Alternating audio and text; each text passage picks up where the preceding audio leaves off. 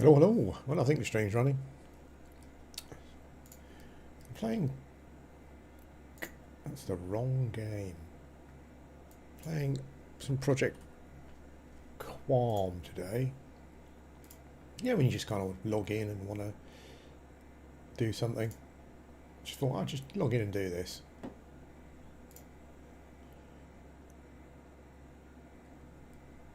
One of those days where I kind of just want to sit around at a camp, just take it easy. I've got a cup of tea, got some cake. Oops, no, wrong spell.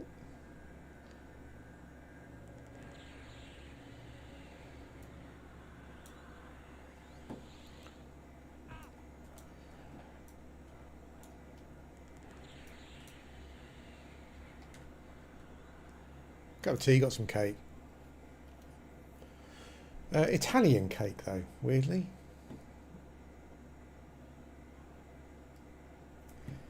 As we all know, because God ordained, the English make the best cakes. But I didn't have any in stock.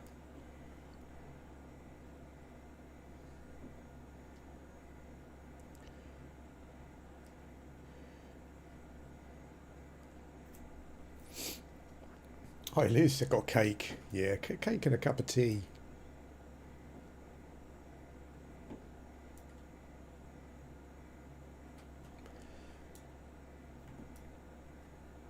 Not even sure if these dudes drop anything much, do they?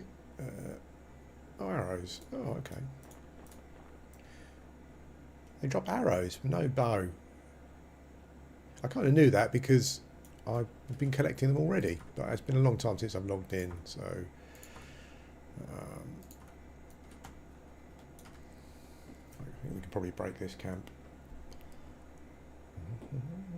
I've got lol.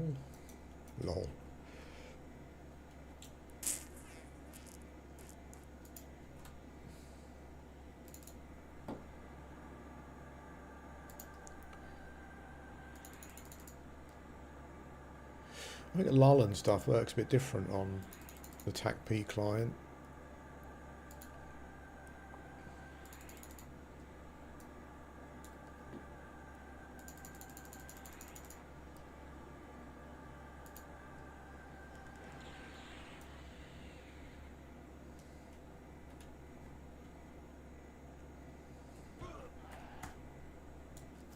I have to take a few hits on the TACP client as well. The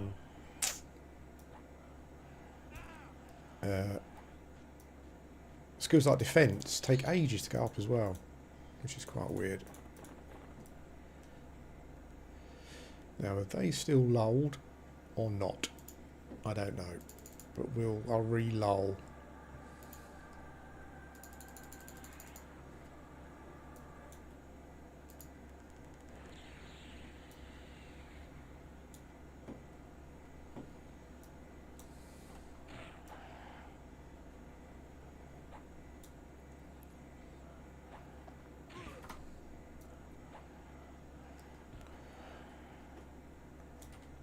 Don't want to take too much damage.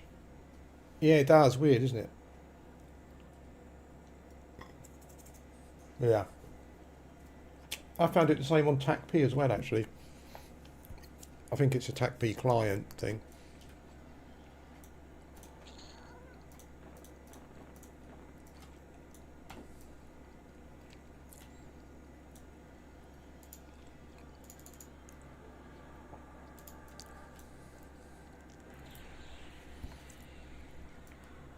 It's a great camp. I just don't think anyone probably ever bothers to come here.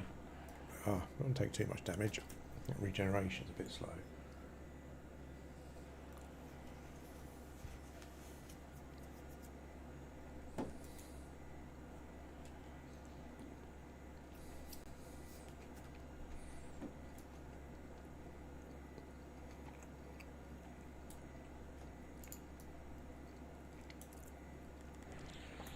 Well, Len is a level 9 pet and he's chucking out the damage.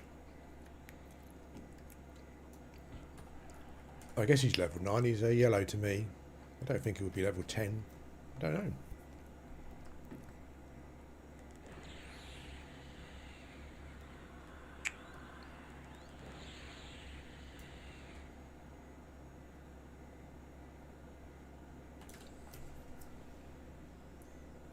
Oh, really? Oh, I think it might. Maybe it was because no, because on TAC P, um, I leveled my party up till about 45 or something, and my charge didn't have any defence, so I had to get him to duel my shaman, and the shaman pet was like light blue, um, attacking my enchanter. I must have been there for like a day trying to raise up defence.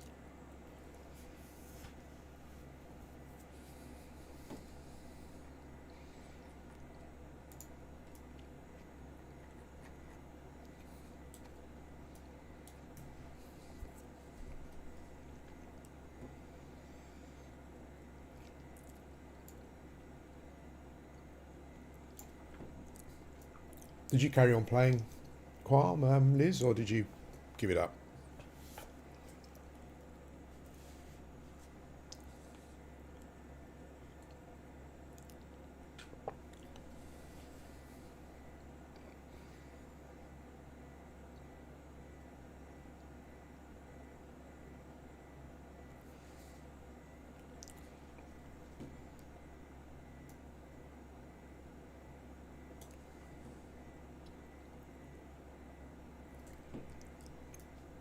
Yeah, I kind of. I don't know.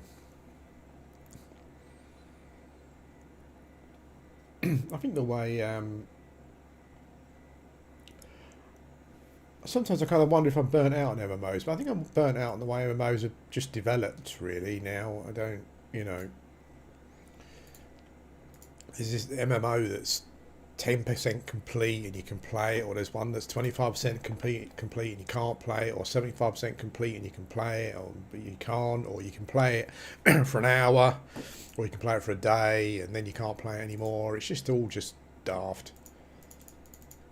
The thing with MMOs is that you like it's a long. I mean, I know it's testing, but it's a long term thing. You know, I don't want to play an MMO for a few hours and then wait a month to play it again. It's just not. So yeah, I didn't really feel I was getting anywhere. I didn't really, yeah. I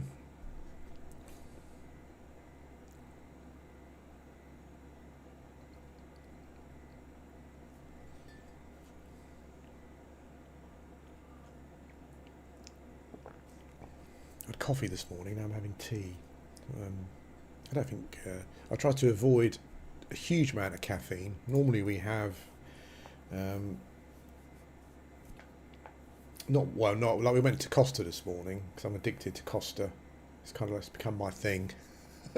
Well, we've been going for years now. Oh, hello. There we go. Get up. But I try not to have a huge amount of caffeine. But when you go somewhere like Costa, you can't have decaf. It's just absolutely vile. Like we grind our own beans at home, and you can kind of get away with it because it tastes really nice. But if you get a decaf when you go out anywhere, it's just like warm milk.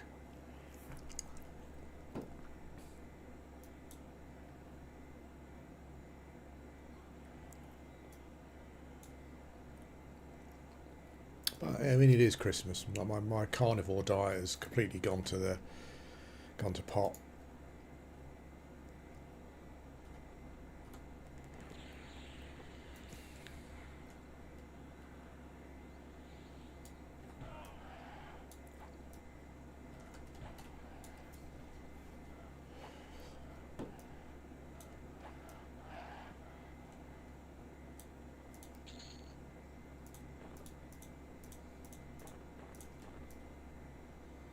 Do you find yourself making any progress in any MMO, Liz, or are you just kind of like me at the moment?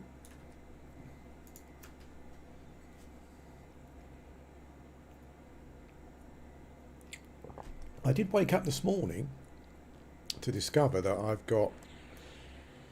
I've been allotted 24 hours access to a particular MMO in development. I probably can't say what one it is, but yeah. I think it's like a load test. But maybe lots of other people got access to it as well. It's not until the weekend though, I don't think.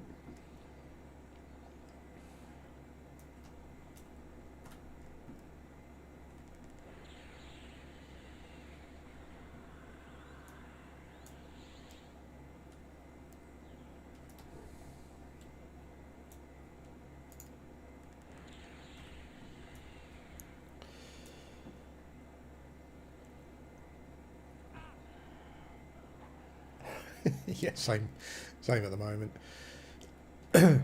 Single player games are the only games that I'm kind of really sticking to and playing through and finishing. Oh,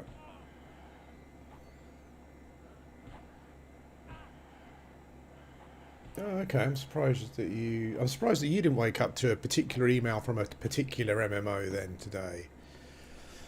That we can't say which one it is.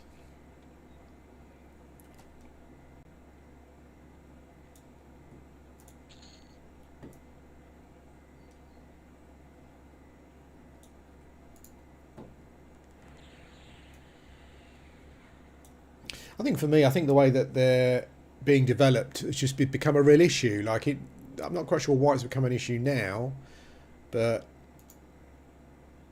I was kind of thinking back to when I first played Ultra Online and EverQuest. It wasn't any access really. I didn't know anything about it apart from what I read in magazines, and it came out and you played it, you know. And it's all of this you can play for a day, and then you can't play anymore for a month or two or whatever. It's just, I don't know. I mean, I guess you're doing them a favour. They're load testing, so you log in and do that kind of thing. But it's not, yeah,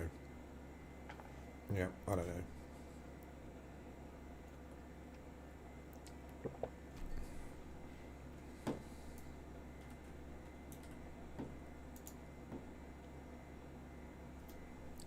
I think that's why I went back and started playing single player games again, primarily. Just I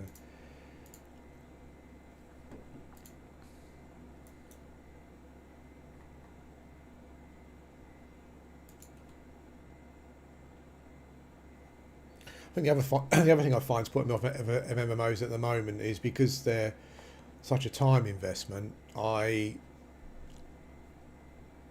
I'm 100% sure, I'm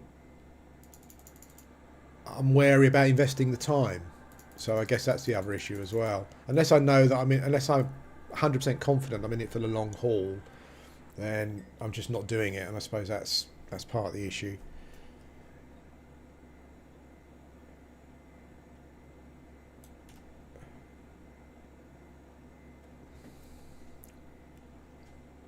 I mean, servers like Quarm, for example, the reason I haven't really got into it is I'm just not sure if it's what I want and will be dedicating a lot of time to. And for games that are not out yet or that we're still playing every now and again, well, I've got no idea because they're kind of not out yet.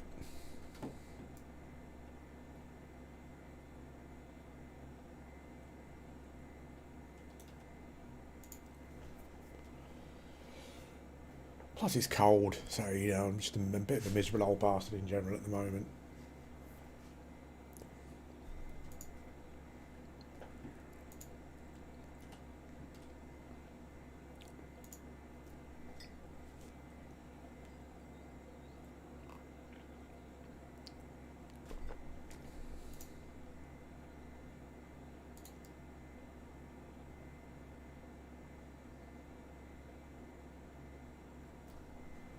Is M&M your next one then, Liz? Is that what you're hoping for next is going to be your next big one? I really like the looks of Eternal Tombs, actually.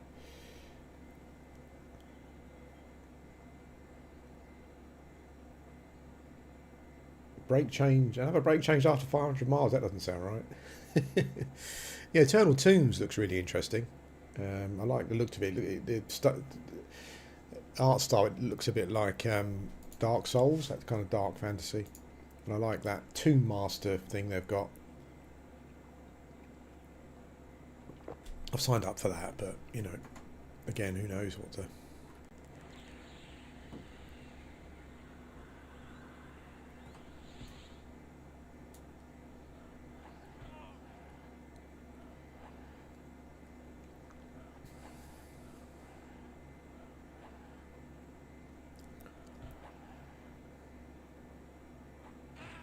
Yeah, like I mean, as I said, I started on Quarm, for example, but then after a quite short space of time, I was saying to myself, am I actually dedicated to this or not?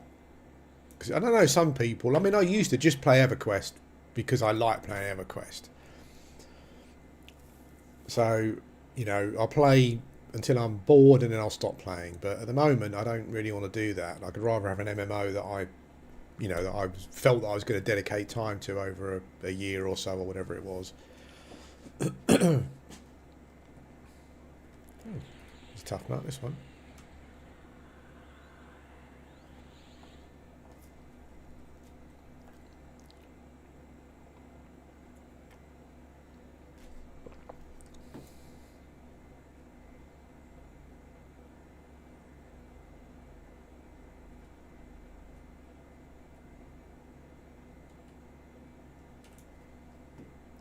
It would be nice to be in the situation that like a minority of people find themselves. Where they find, like the small community that Project Gorgon has, for example, who that's their MMO. That's all they play primarily, and that's it. It'd be nice to find an MMO like that where it just grabs you, and for the next however many years, that's just your game.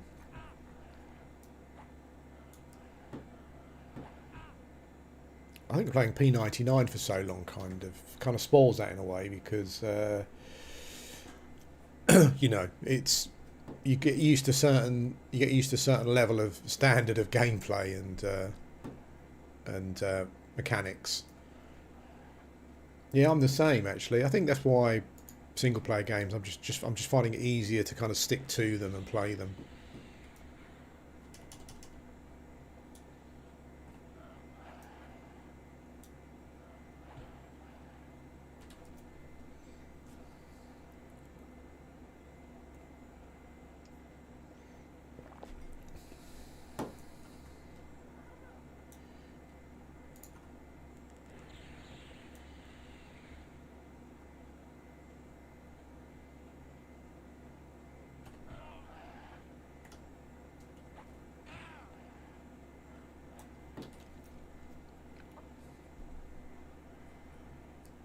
I got a tick of offense and a tick of defense yet. Taking a few hits, hoping it might.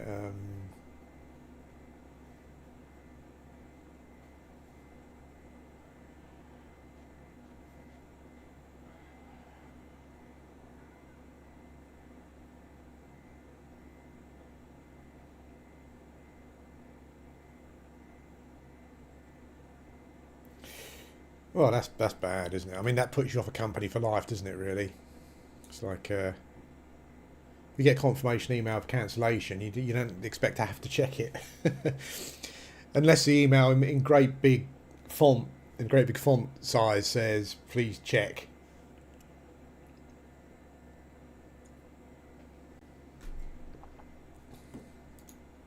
So you played EQ all the way through for that period of time. I mean, I kind of gave up. I kind of stopped playing. I remember playing Velius back in the day, and I remember getting Luklin and not liking it, and I think that's probably where things died for me.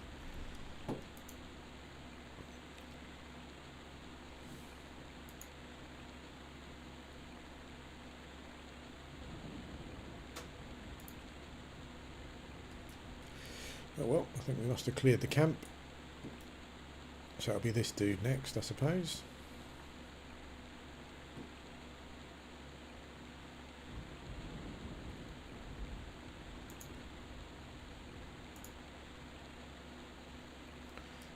I mean, that's terrible. That's terrible customer service all round, really. I just think that, I don't think that, like, if I pay a certain amount of money into a game, I don't think that gives me any particular rights over anyone else. But if it was me, and I was the CS person dealing with that, I'd have looked at your accounts and said, well, this person's invested a lot of money in the game. They're obviously serious about it. It's difficult to understand why they would commit fraud or whatever it was that they were accusing you of. So you know, look at it on an individual basis. It's just yeah, crazy.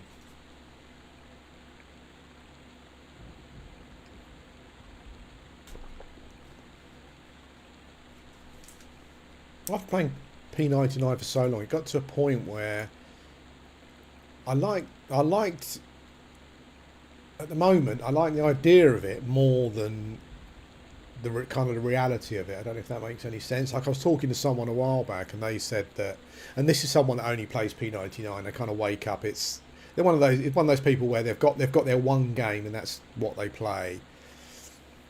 And they say that they've got a couple of characters they're working on, and they've got these goals, and they've got these things that they want to do, and all that kind of stuff. And I kind of think to myself, oh, I wish I could get in. I wish I could get into that on an MMO where I had these goals, you know, that were going to be over a long period of time, and that's what you enjoy doing and whatnot. But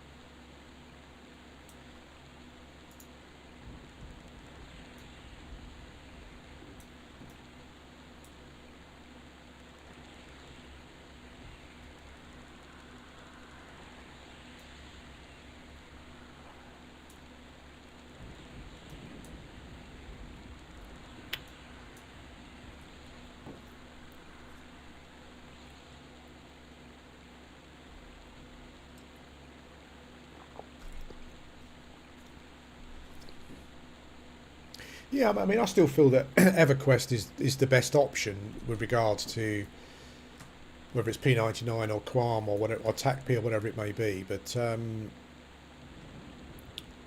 yeah, I don't know. Maybe it's just. I mean, it was a long time ago.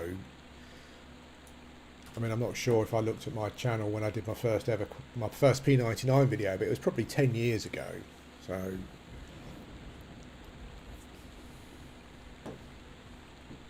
I thought TACP was going to be the one because I thought it offered me the, and maybe it still would be. I don't know. It offered me the ability to do more on my own. And I still think about like party makeup. I thought, oh, this would be quite a cool party makeup.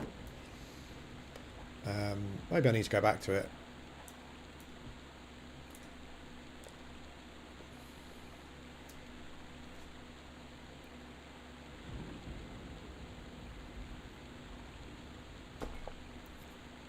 I think the issue is the only two EQ style MMOs that I'm aware of that are coming up.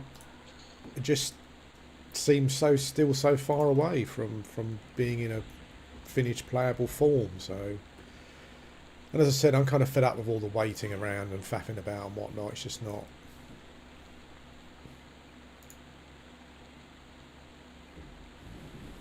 I was thinking about starting a Necromancer. But if I did that, I'd probably wait until QNARC came out. It's probably old news to everyone but me, but I watched a couple of videos, and followed this thread on the P99 forums where someone was playing like a dex-based tank Necromancer, where they would kind of tank and they would kind of live tap and proc their health up. You know, that seemed quite an interesting way of playing it. And they went for like a high AC pieces of armor with dex on them. That seemed quite interesting. Just something completely different, unusual for a class. But there may be like I don't know, maybe a tanky Necromancer has been all the rage for ages. But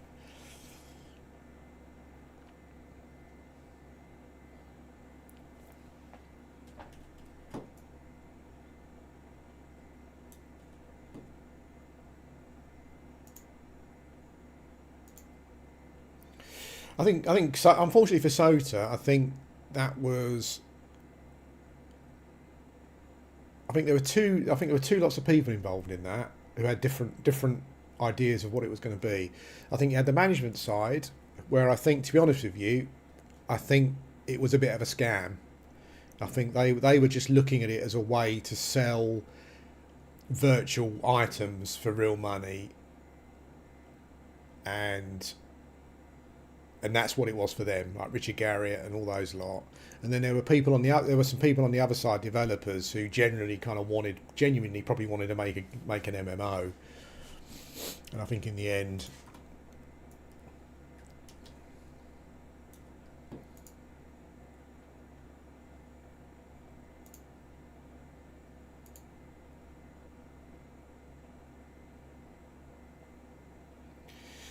yeah, yeah,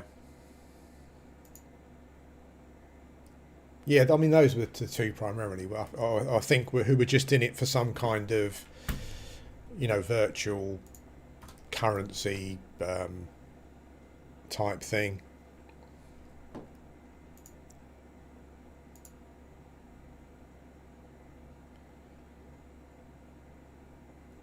And they came up with another game, didn't they? That was going to be basically all about that. I can't remember what you call them, some kind of virtual currency type thing. But that now seems to not be happening by the looks of things.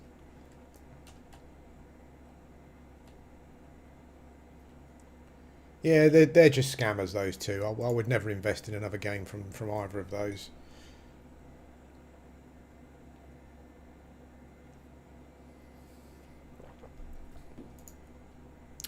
But amazingly,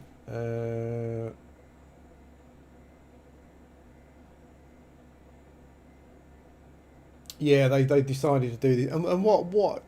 And the reason this works is because people are smegging idiots.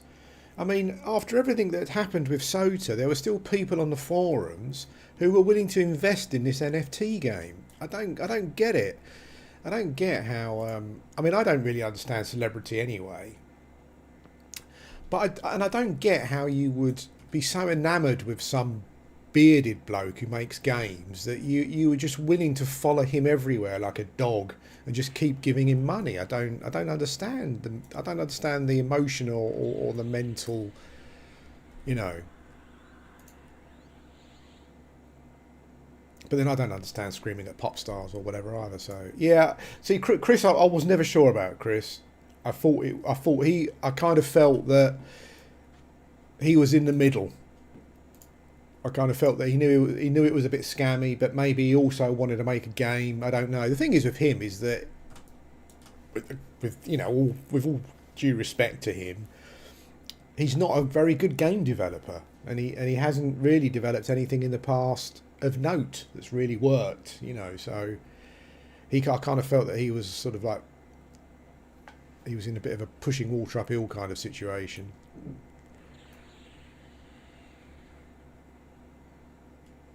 Yeah, he was kind of like the mid. He felt like a bit like the spokesman for them.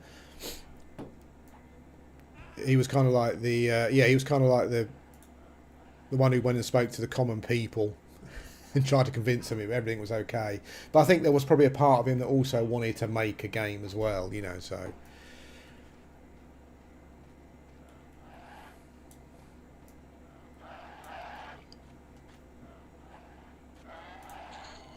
I think it's like Sota,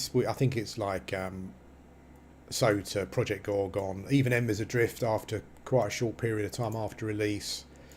I think occasionally I'll go to all the Discords and have a look round just to see what's going on in the game. And whenever I go to the Sota one, for example, it's the same half a dozen people talking in Discord. And it's always the same half a dozen people. Uh,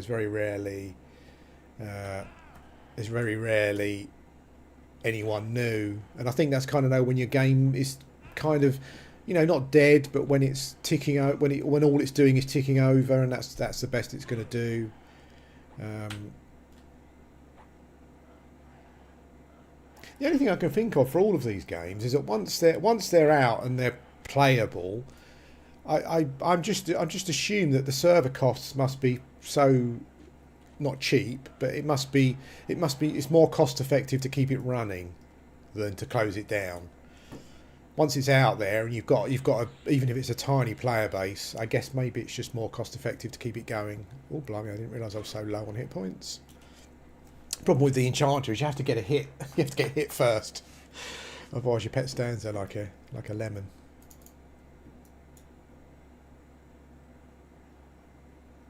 Yeah, that's the only thing I can think of with all of them. With Sota, Project Gorgon, Embers Adrift, just name anyone. I think it just must be a thing. Yeah, it just must be just more cost effective to keep it running than not.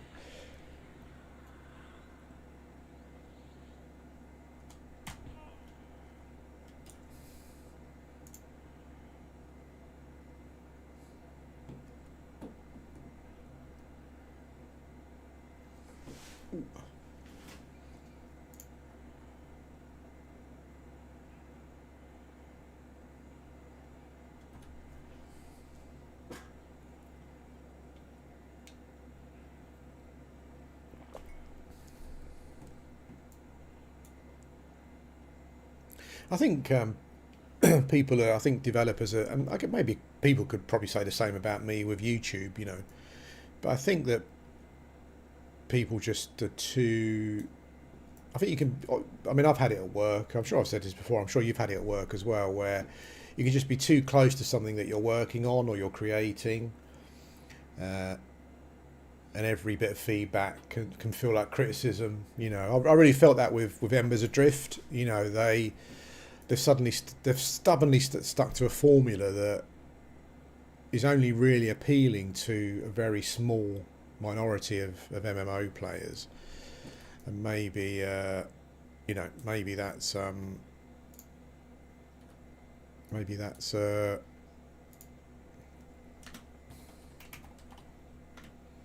maybe that's what they're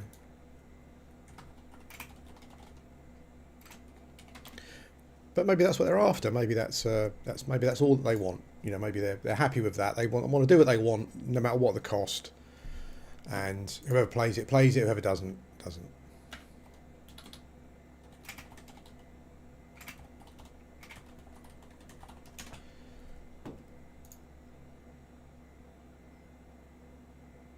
Seems a bit weird to me. I think that there's you need a bit of a balance. You need to kind of maybe look at it and say, okay, well, this is not working. Maybe that's not working. Maybe we need to sort of But yeah, I think it.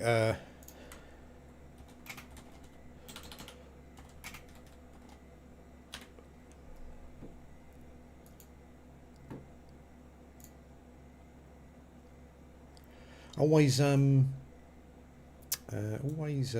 wanted to play a bard, but it seems like a really interesting class. But I was never sure. I was never sure. I don't know why. There you go. It's a lot of work. I'm not sure if my old brain's up to that. Yeah, that's why. I mean, like when I was not just Embers Adrift, but other games as well. Like I get a lot of stick. I say I get a lot of stick, not a lot, because you know, it's not like I get thousands of views or whatever. But it's I get some stick sometimes for how I talk about MMOs, and it doesn't come from a place of like hate. It just comes from. It just comes from. You've told me that your MMO is based on classic MMOs. There are some things that are clearly not based on that, but if they were tweaked more towards that, it could be a great MMO. And you just get called a troublemaker and blah de blah de blah and all that sort of stuff, and so it just becomes a bit of a waste of time. And obviously, also what the issue that you also get is that these games get a really small minority of kind of people who push back. They love Law British or whatever it is, and if anyone comes in and says anything negative, then they're on you. And sort of people who he could go and burn their house down, and they'd still shake his hand, go thanks. It's Yeah, and that's a real thing. Like I've said it before again. Like a developer, I kind of feel that I would be. I'd, maybe this sounds counterproductive initially, but I don't understand listening to the people that are already bought in, because those people are going to be quite narrow-minded about what they want, and they're going to interpret what you've said about development in the past in their own way. Yeah, I don't understand. I mean, you can have a classic MMO experience without having to require the players to live their life in the game. You know, it's I don't know. Yeah, the day before that was. I mean, that's terrible, isn't it? I mean, how I mean, they must have known what they were going to do um, when they released the game. You know, they must have known they were going to release the game for a few days, get as much money as they could, and then close it down. I mean, that's amazing. I mean, I think their statement said they've got a load of debts that they're paying off, but surely they must face some kind of legal action there.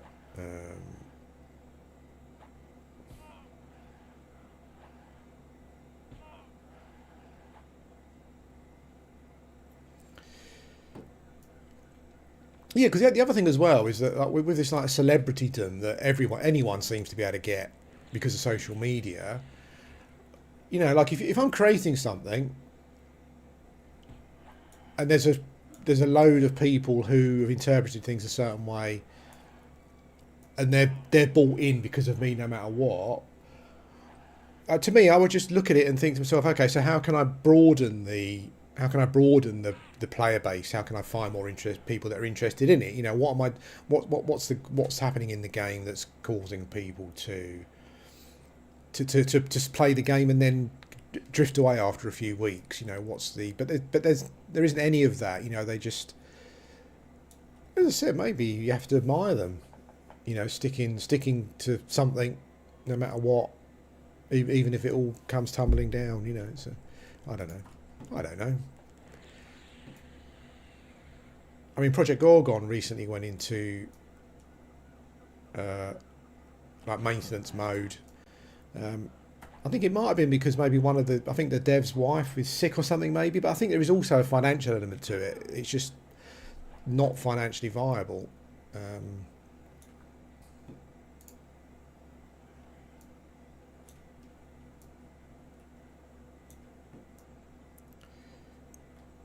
do you keep up with SOTA at all?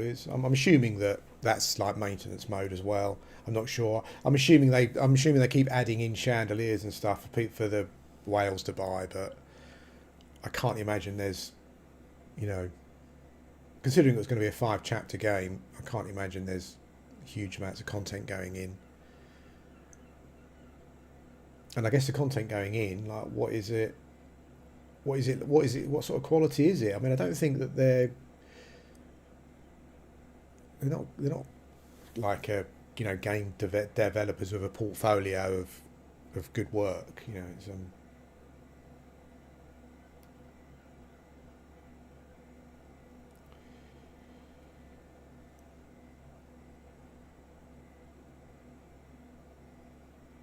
yeah. Embers Adrift was a perfect example of that. Like when we were playing in the beta and alpha or whatever it was, there were certain things that people were saying, and it's going, oh no, don't worry, you know, we've got it in hand and stuff. And the game came out, and you know, a group of people, myself included, were saying, look, maybe it's better if you did this, or you know, this is what people are saying. This is why people are saying they're leaving the game. They're going, no. The reason they're leaving the game is because there's no content. So we'll put content in, and everything will be fine.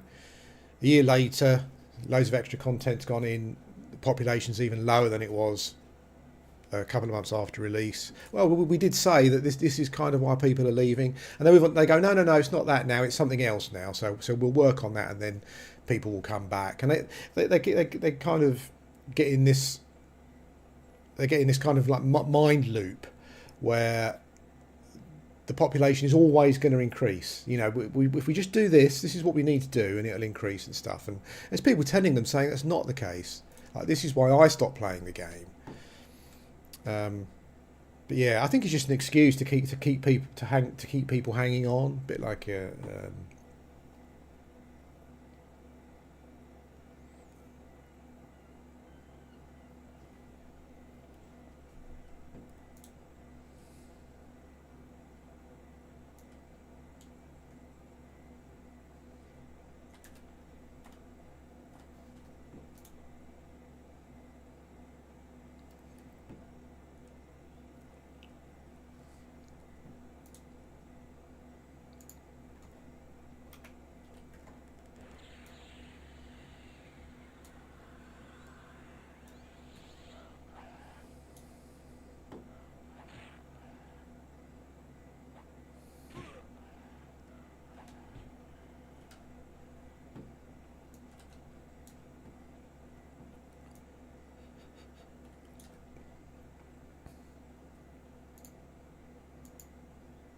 Going back to bards, I think the things with bards was that I always felt that you had to do that massive swarm kiting thing to be a good bard, and I'm sure that's not the case. I like the idea of being a charming bard, but I did watch some gameplay of a charming bard, and it seemed a lot more complicated than an enchanter. Just a lot more inputs. It was like you had to stay quite close to the mobs, and when it wore off, you had to switch over and charm the other mob, and then put some dots on the other one. Then when that wore off, you had to switch over, and it's quite difficult because you kept getting hit because you were quite close to the mobs and stuff. Yeah, yeah. That's a good point. That's a good point. That's definitely happened to me with MMOs. Where the games are in early access for so long that by the time it comes out, you're kind of done. You're finished with it essentially. And I think also as well, like in Pantheon's case, I think you can get done with something without even playing it because at some point you just move on to something else.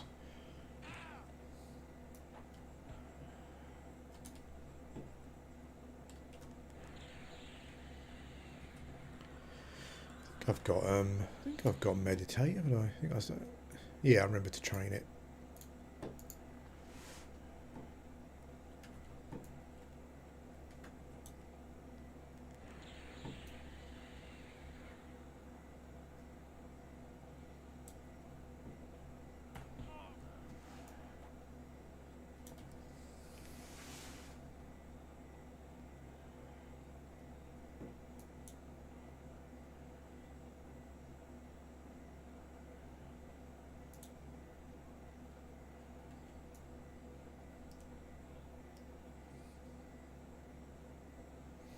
Oh, there's a skeleton over there. What is it?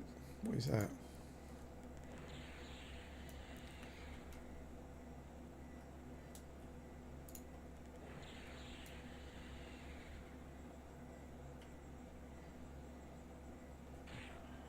Ouch.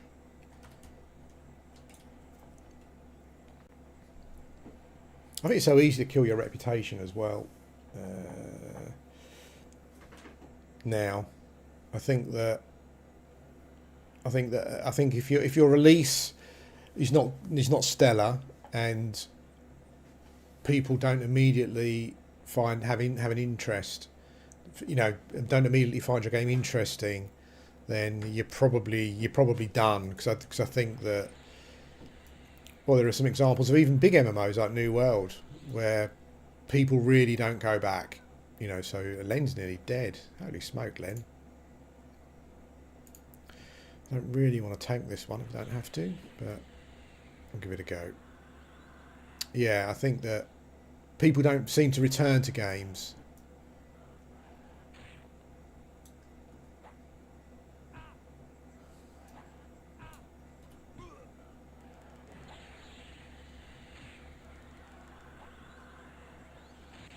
Come on, Len, help me out here, buddy. We're taking a pounding.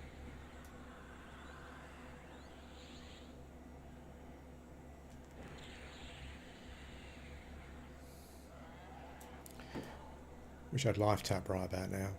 Yeah, but that's very common, and I can't understand why why developers don't see that. Do they just not play much outside of their own game?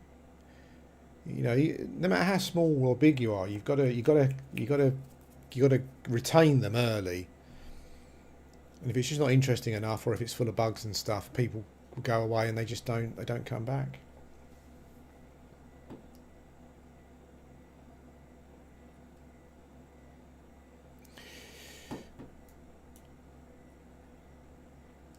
Yeah, I mean, I love. I mean, Diablo 1 and 2 are absolute classics. I played 3 when it came out, but I didn't really stick with it because at the time it had a load of issues.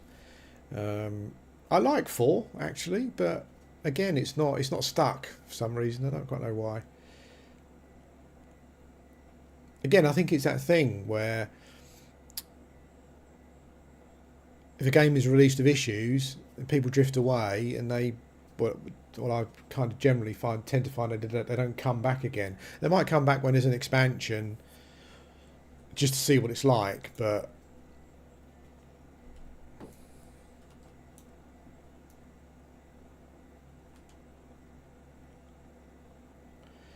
oh, that's all right. Len's almost back up to full power.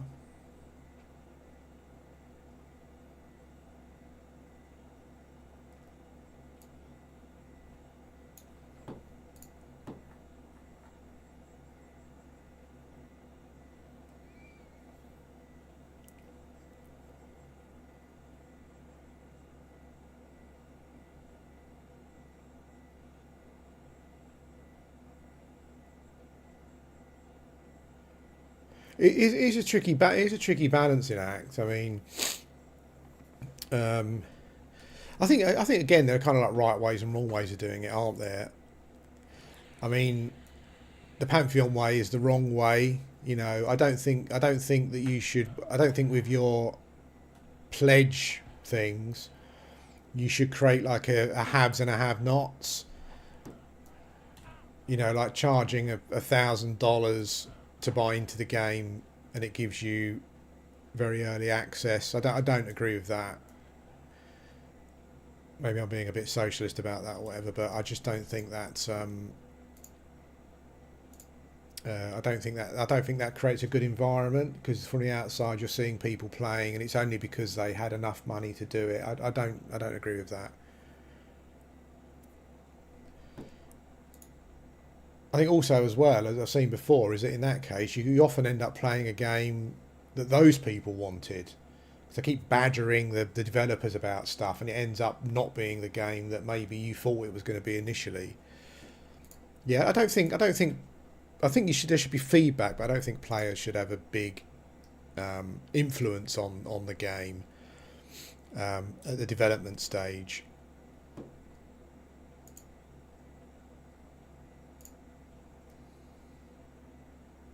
I think let the game come out, see where it is, and then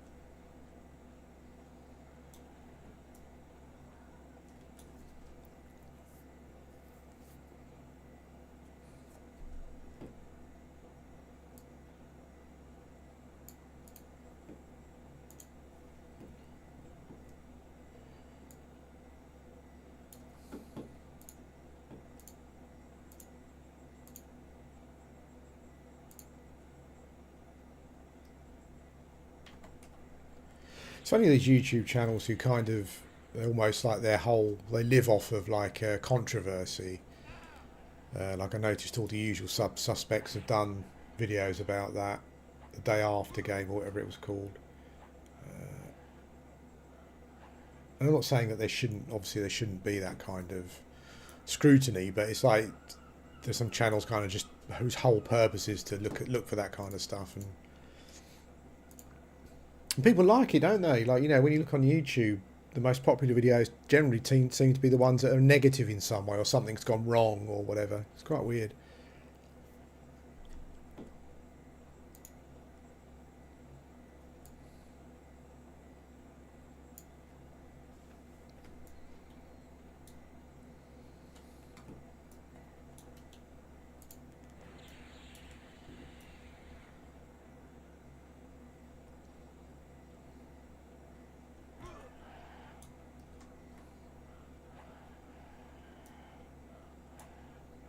I always seem to remember the Goblin model being a bit more scowly, but he's got like a ooh kind of expression on his face.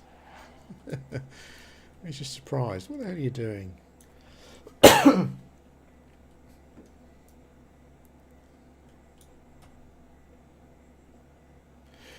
Surprising what, in the fact that he's kind of big and famous.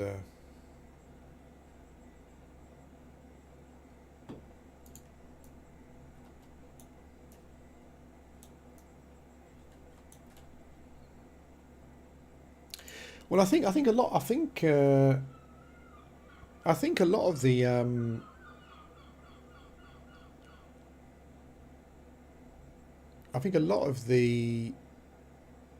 two or three that I'm not sure if it was the same with Mr. Beast, but the two or three that I can think of who are really big streamers. I think they were I think they started off by appealing to children, so they were it was almost like children's TV. So they would play Minecraft and do wacky things in Minecraft that the kids love to watch and all that kind of thing. I kind of seem to think that's how a lot of those guys got started. Yeah, their just content was geared towards children, and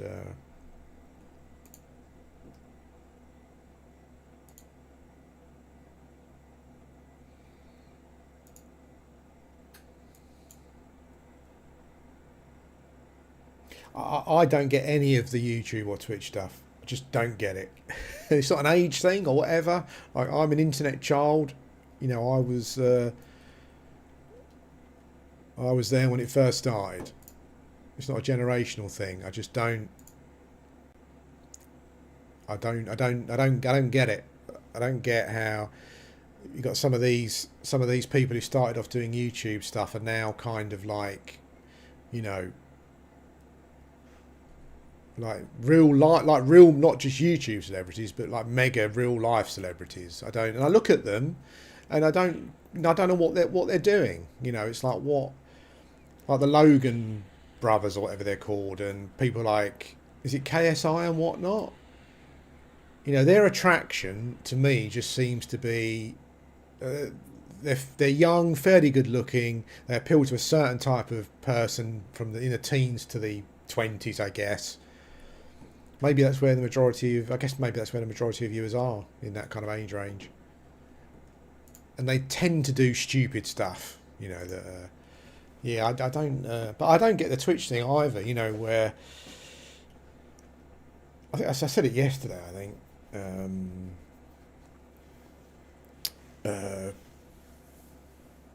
like there's a certain element of needing to be noticed. I'm a 50-year-old man, and I'm going to take a picture of my cake and put it on Facebook. Look, I'm having a cake, everyone. Like, all cake. Yeah, well, anyone can have cake. It's that kind of thing. It's like I always feel really uncomfortable when someone donates if I'm watching Twitch, and the streamer for whatever reason doesn't notice it, or they don't react straight away, and the person kind of gets annoyed that they weren't recognised. And I kind of think to myself, well, you're only doing that just to get recognised. That's essentially it. Yeah, it was a bit weird. I don't understand it. But then I feel like that from a celebrity point of view anyway. So when I watch television, I'm not sure who I'm not sure what it's like in other countries, but on the BBC, for as an example, you know, the BBC seem to have a pool of celebrities whose career it is now just to appear on celebrity reality programs. That's all they do. Some of them used to read the weather and the news. Like, they don't have any real entertainment talent. It's just who the BBC have decided, from a popularity point of view or from a diversity point of view, or whatever it may be, that, you know, they're in this pool of celebrities, and they do the rounds. You know, you see them. One week they'll be on one show, the next week they'll be on another show. They're not actually doing anything else. They haven't got their own program that's creative, or they've got any talent. They just happen to be a celebrity. They just happen to have become a celebrity through something. But it's us, isn't it? You know, like, people watch this shit. That's why. And they believe it, and they think it's real, and it's just bizarre. I don't know. Maybe I'm just too cynical.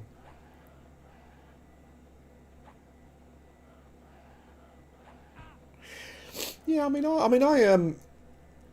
I have some people on. I've got a very tiny pool of content creators that I watch on YouTube now,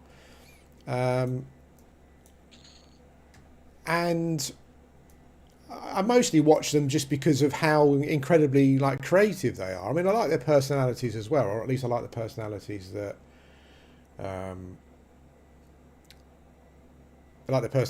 they portray on their videos.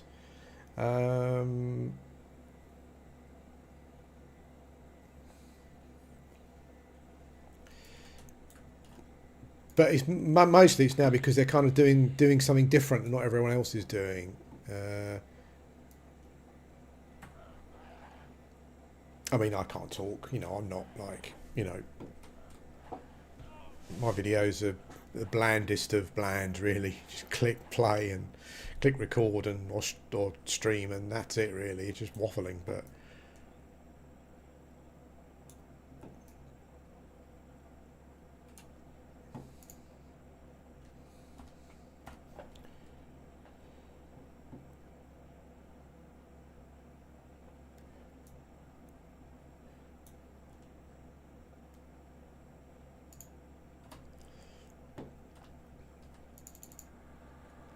We are just quite gullible, I think, aren't we, though? I think social media has made us more that way. It's like I watched these reaction videos for a period of time. I can't even tell you now why I started watching them. I think it was because people were reacting to stuff that I'm into, but it's not mainstream at all. So I thought to myself, oh, it's interesting.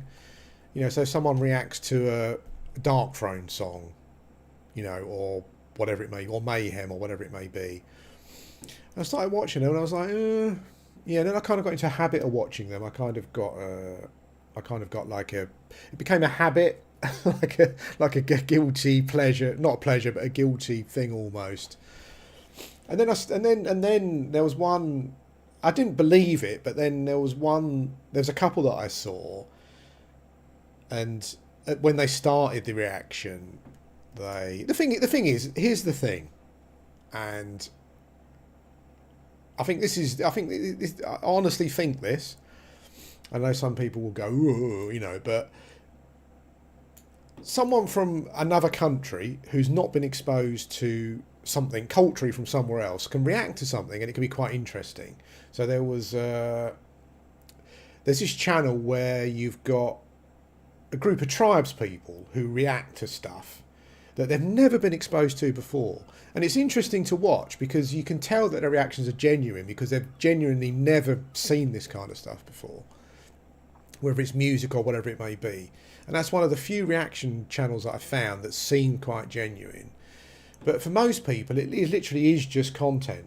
You know, and as I said, like a couple of them, I was watching a couple of them once, and they both said, oh, I've got 6 reactions to do today, so kind of let's get going. And even though I knew it was a farce, at that point it's kind of confirmed that it's a farce because the reactions are not truthful, you know.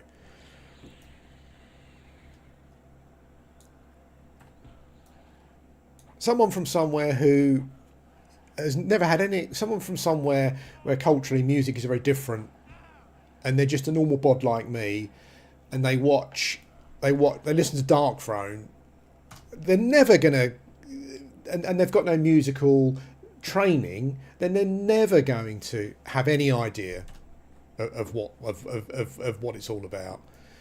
They're just someone from another country who's never heard black metal before, and they're reacting to it because everyone else is reacting to it, and it seems to be popular. It's just but exactly, you know, it was exactly that. Oh, I've got 6 reactions to do today, so let's get started, you know. And at that point, you realise that, and if you look at the music ones as well, they've all reacted to the same songs, so it's a bit like the issue with gaming content at the moment, where a new game comes out like Diablo 4, and all of the gaming channels create exactly the same video about the game. They all reacted to the same songs because they'd seen other people react to it and it was popular.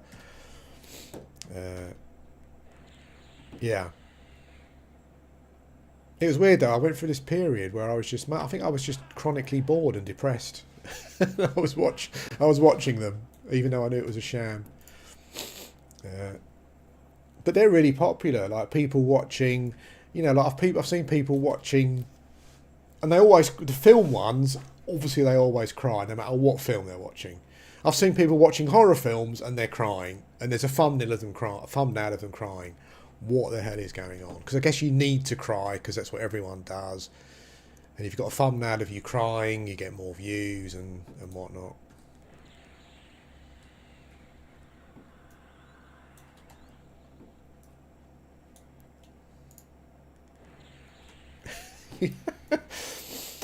I do apologise. You guys are my you guys are like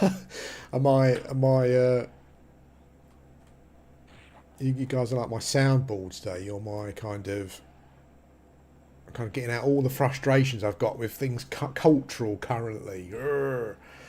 I've seen people have a thumbnail of themselves crying at films where you can't possibly imagine that they can really be crying. You know, it's a bizarre thing. But it's all just done. It's just done for content. You know, I understand that. I don't know. Maybe you start doing something and you make money from it, so you keep doing it. You know, it's your business, and you have to do what the algorithm wants you to do, and all that kind of stuff. But yeah, it's very weird.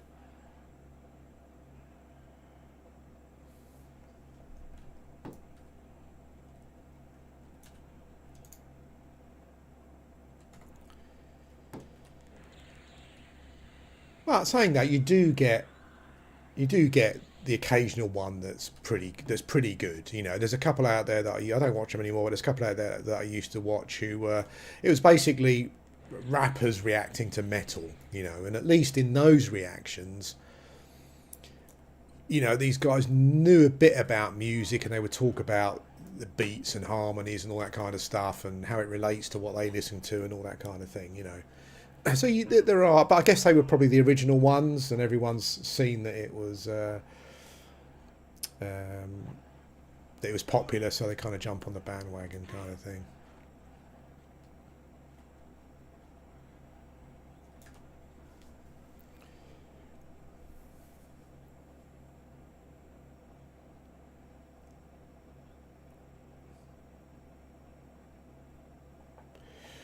Yeah, I mean, it's weird YouTube and Twitch, isn't it? It's kind of like I there are a number of reasons why I never went into it heavily, and that my videos literally are just like click and talk rubbish. And one of them was because I don't know. It always felt a bit like a phony making money out. I always felt like a bit like a phony making money out of YouTube. That's why I turned off adverts in the end on the channel. It just felt a bit. I felt like a bit of a phone. It didn't feel real. You know, why should I ask people to give me money just for sitting here talking? and I watch YouTube and I watch streamers like Asmongold, you know, and I don't know. I'm torn really because people obviously find him entertaining, and so I think to myself, well, you know, we pay shit like we pay for shit like the BBC, for example. We pay for that. It's entertainment. People find it entertaining. Uh, Sky is really expensive. People pay colossal amounts on Sky to watch movies and watch movies and football and stuff every week. So we pay for that. It's entertainment. So why not pay someone like Asmongold? I don't know what it is. I guess maybe you just get programmed into thinking, well, this is a supposedly professional TV channel, and so you've got to pay them. Whereas Asmongold is just some bloke at home, you know, who's become a millionaire about by streaming and stuff. But I guess if people find it entertaining, then that's that's fair enough, I suppose.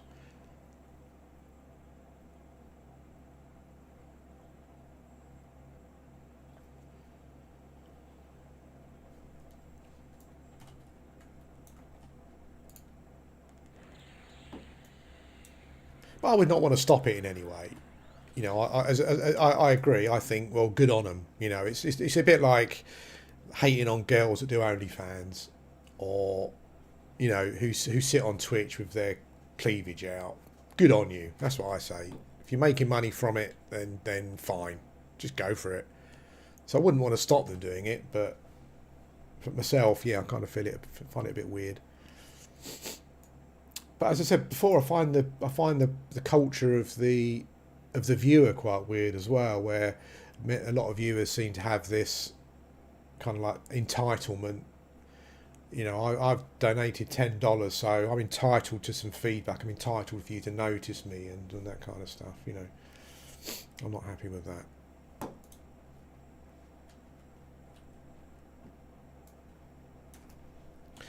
How are we doing? Well, leveling's quite slow, but it's EverQuest, I guess. That's kind of how it is. I think I'm going to give. I think my mum's coming down the weekend because her partner's got cancer at the moment, and he's going through. But it's looking good, you know. He's going through treatment. He's got chemo and radiotherapy going on, but luckily, there's not much chemo. It's more radiotherapy, so it's not affecting him too much. But they were going to come down at Christmas, but they can't come down now because he's got treatment all over Christmas. So she's coming down at the weekend. So I'll be busy at the weekend. But yeah, what I might do for my next game is because my son's playing it as well. Like, I do find the WoW Season of Discovery thing quite interesting. So I might play that through, give it a go, just play that through to its conclusion. Because it's quite interesting that. I have to say, miss you though, Liz. You'll know, you've been at the channel long enough. Is that I've already got a full roster of classes. I don't understand what is wrong with my brain, or I can't just I'm going to play Paladin. There you go. Let's do it, or whatever. You know, I just keep changing classes. It drives me mad. I know it used to drive people mad on the channel. Oh, you're playing another new class. I know. You're driving me mad as much as it is you.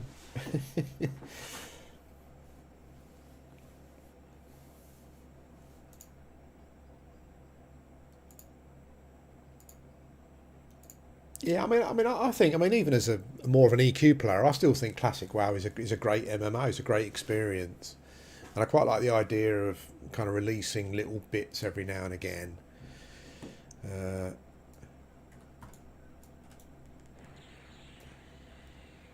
Even my son said to me the other day, "You're going to get a max. You're actually going to get a class to max this time."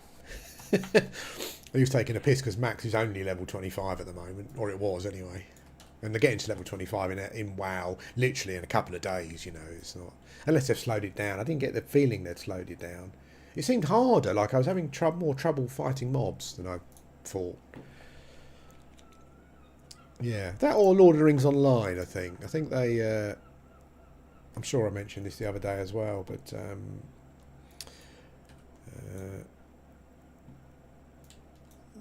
on the kind of role playing, what they called, on the role playing release content within the proper timeline type server. I can't remember what they're called. TLPs, aren't they? I think in EverQuest.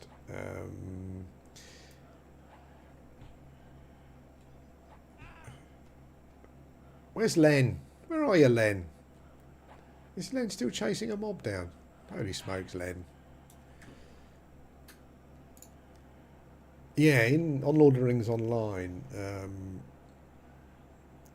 they introduced this thing where you could, on the TLP role, on the Treebeard and some other server, where you could increase the difficulty of the landscape, which I thought was really interesting, because one of the complaints I had with Lotro over a period of time was that the landscape content just became really easy, to a point where I would just run around it a lot of the time. Yeah, but they introduced this thing where you can increase the difficulty of it, and I tried it out. And it was really good. It really made you concerned about scared of the landscape content. So I might go and give that a bash, because they've put it on all the servers now. Oh, I thought, yeah, it seemed like they did. Yeah, it seemed like I was struggling much more than when I played Classic previously. That's quite good though. Make it tougher. Why not? That's what these games need, I think, to be a bit harder.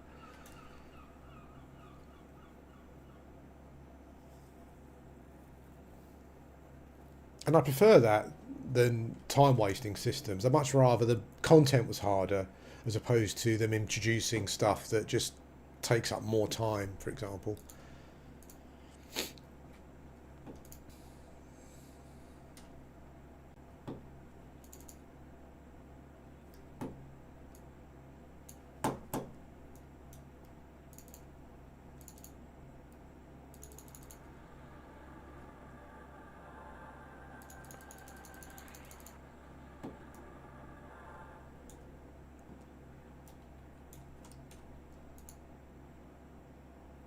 Yeah, it felt a bit like EQ actually, because if I got, when I was playing it, if I got a couple of mobs on me that were my level, then you were in trouble.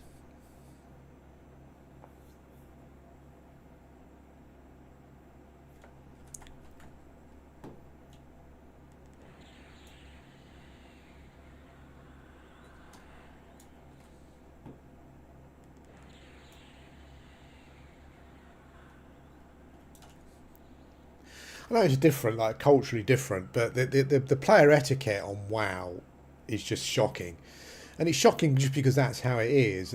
But what is shocking in comparison to EverQuest? So when I was playing previously, I think I said this again. I'm just repeating myself. I was on the Warlock, and I was playing WoW like I played EverQuest. I was at a camp like this, and I was slowly pulling one mob at a time and working around the camp and that kind of thing. And a couple of players just came past me and just pulled the whole of the camp and just slaughtered it and ran off again.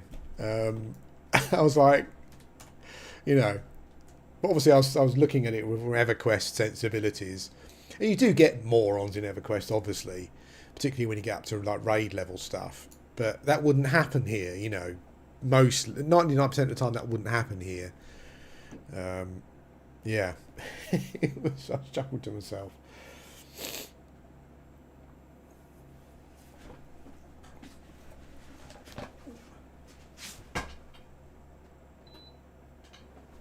Yeah, I mean, I don't mind. I don't mind an MMO having like an ARPG feel to it, as long as kind of all the other systems are fairly robust, and there's a lot to do. Like New World, for example. New World is kind of a bit like that. You can't pull as many mobs, but it's a little bit like that. But the thing that still keeps me interested in New World is just the gathering stuff, running around the world. It's such a great world to run around in and open chests and gather. So I kind of forgive the action combat of it, I guess. Problem with New World, of course, is that they reached a point. They got to themselves to a point where they're having to developed for two different systems, you know, like PvE and PvP. And if you have to balance classes around PvP, you know, in PvE they're always going to feel pretty basic, and the combat's always going to feel pretty spammy because you've got to balance it around PvP.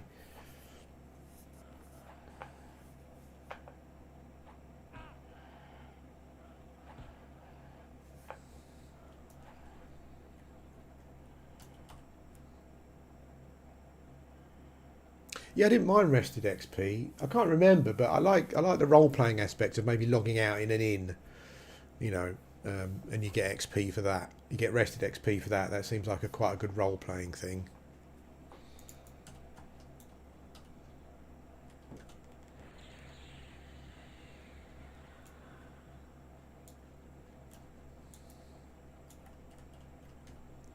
I think for MMOs, and this is probably still far off from a technology point of view, but I think what I'm looking for now is something akin to kind of Worm Online, but more PvE focused rather than I want to go into a world where there isn't fast travel and it's massive and it takes you ages to get anywhere, and you've kind of got these, you know, you've kind of got these survival aspects to it,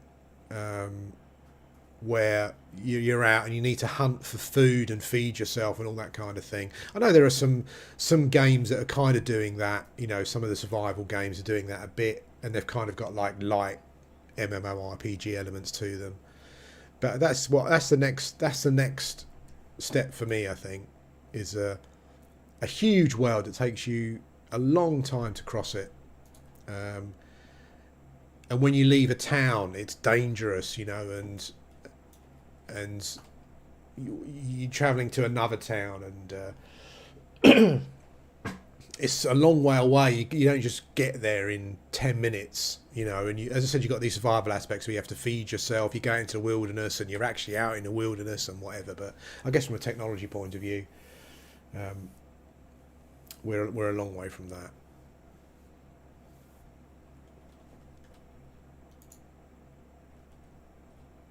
Saying that though, like when I played the PAX Day alpha, you know, that seemed a bit like that. You know, that seemed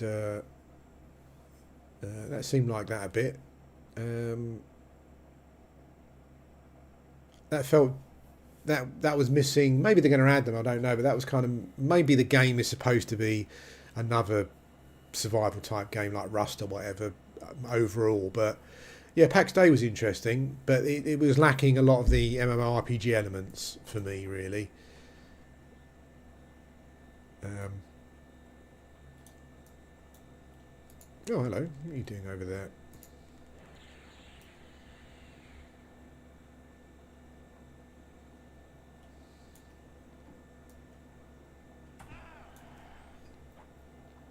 Medieval Dynasty. No, I'll have a look at it though.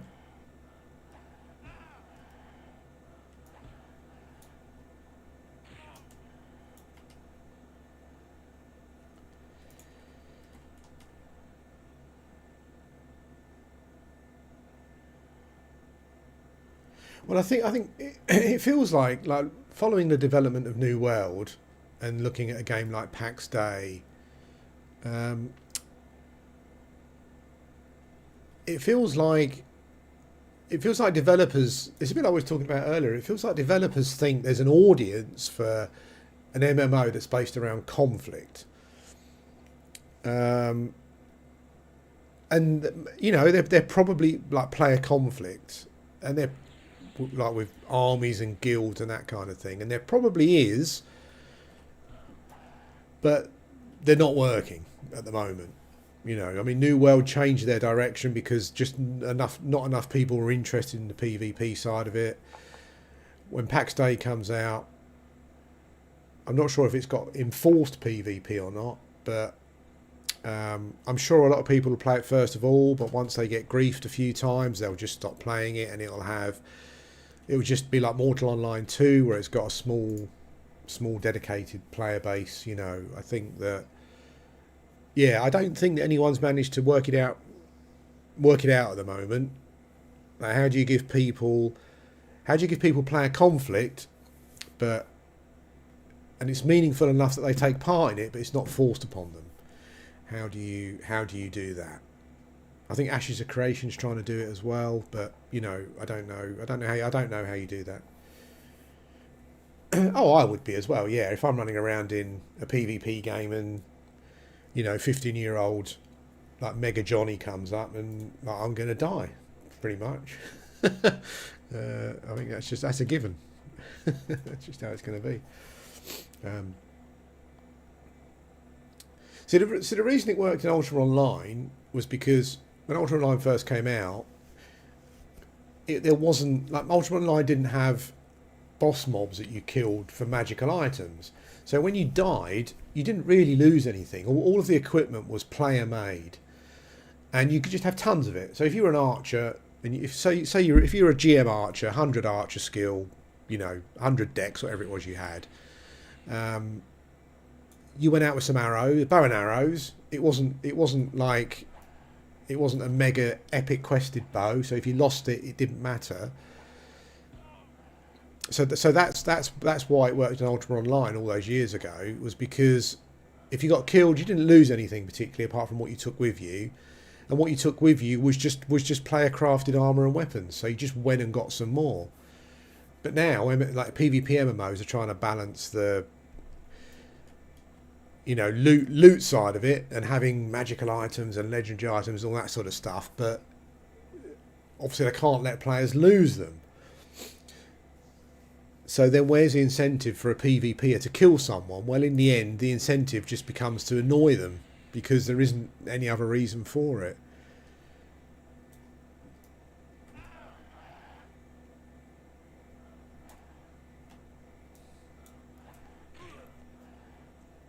Yeah, I played Shadowbane for a bit. I must confess I don't remember what their system was, but I played a lot of Ultra Online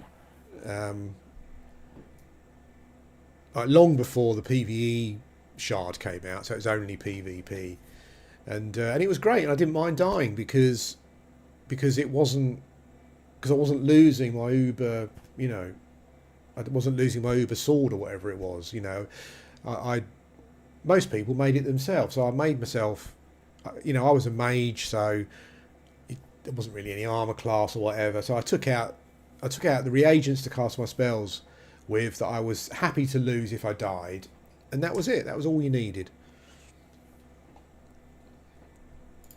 But now with the desire for people to have loot and legendary items and all that kind of stuff, you can't.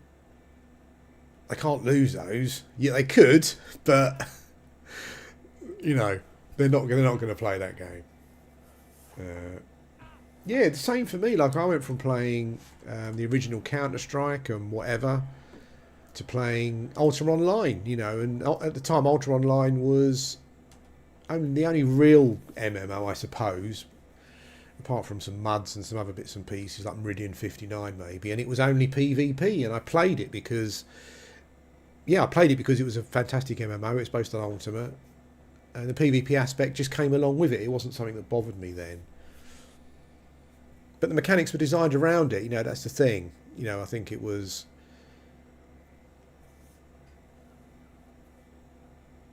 It was only later on that they added magic items and stuff to Ultima Online. Once the PvE side of it came in, the PvE thing. The funny thing was, though, is that when they released I can't remember what it was Trammel and something else, wasn't it? When they released the PvE shards, most people moved there, and the PvP side of it became a bit of a desert. So I guess even back then people preferred to play PvE and not die. But hey mate, thanks for tuning in. Yeah, I've been a bit of a roll streaming recently. I don't know why.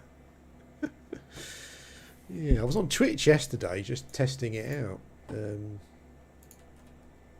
You know what it's like. Literally, I don't know what I'm doing, really.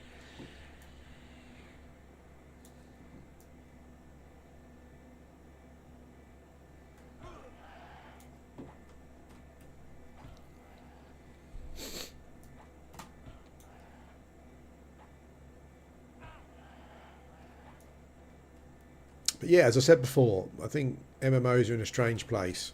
I think you've got the modern AAA ones on one side, and you've got the kind of indie, trying to be classic inspired ones on the other side. And yeah, I guess I'm in the middle because I can't find anything that I really, really want to play.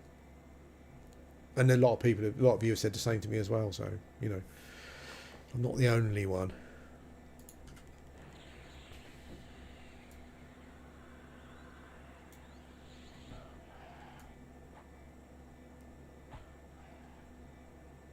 Out of all the ones I played, Worm Online was the one that I wished.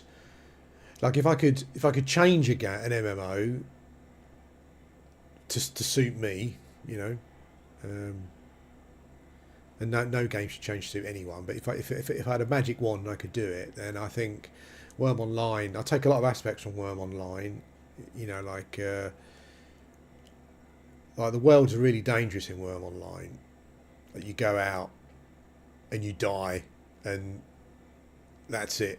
And because the servers are fairly big, and there aren't any real developer made landmarks, and I mean I've gone out in Worm Online just wandering off, and I took a note of where I was, what direction I was going, and I went in that direction for half an hour and I died, and I realised that I'd never be able to find my corpse again. Like literally never. There's no indication. If you die in a forest in Worm Online, if you die in an area where you look around and it's the same everywhere, no chance of getting my corpse back again.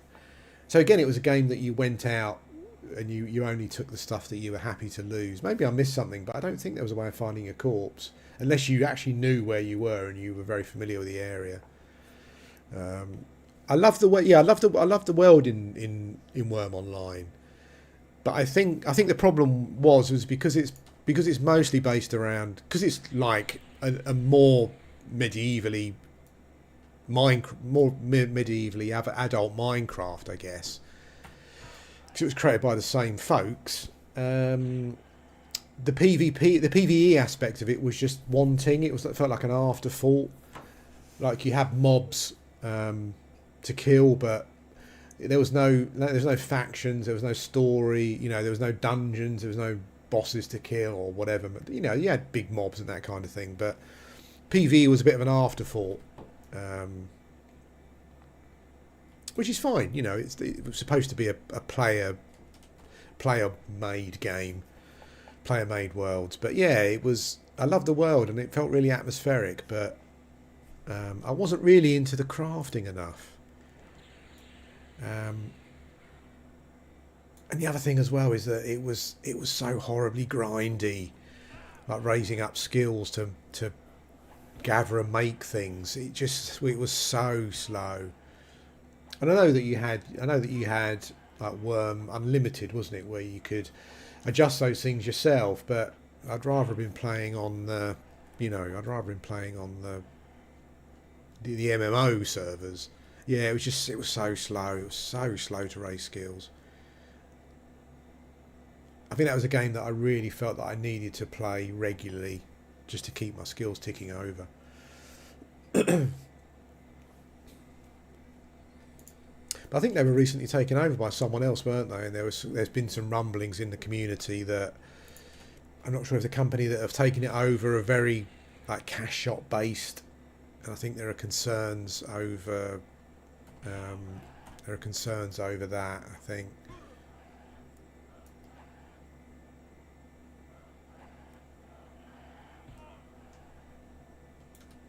I think actually from a grinding point of view, it wasn't so.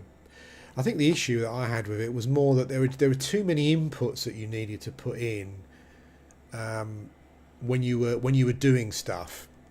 So like the crafting in Ultima Online and whatever it was you were doing, you could kind of macro it, so it wasn't so bad. I'm not sure if you could do it in.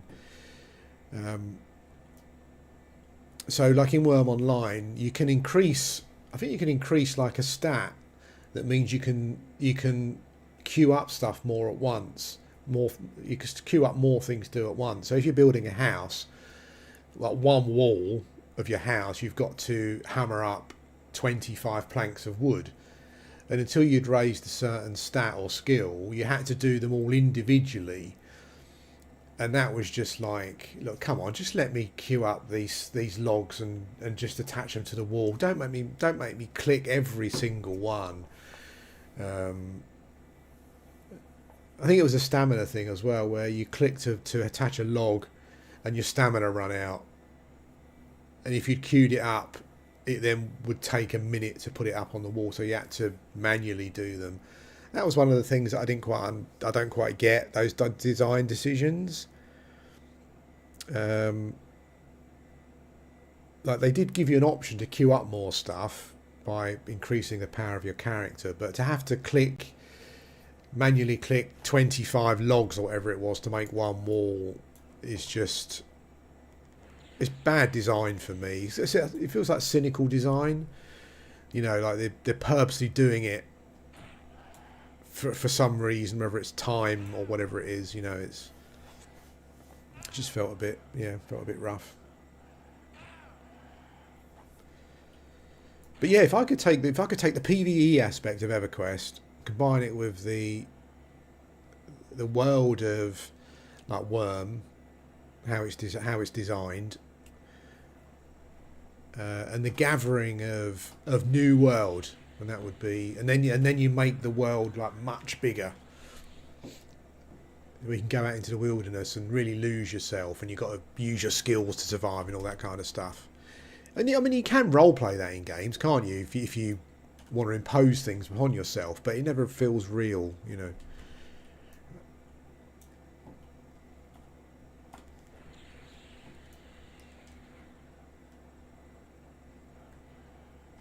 There you go. That's me.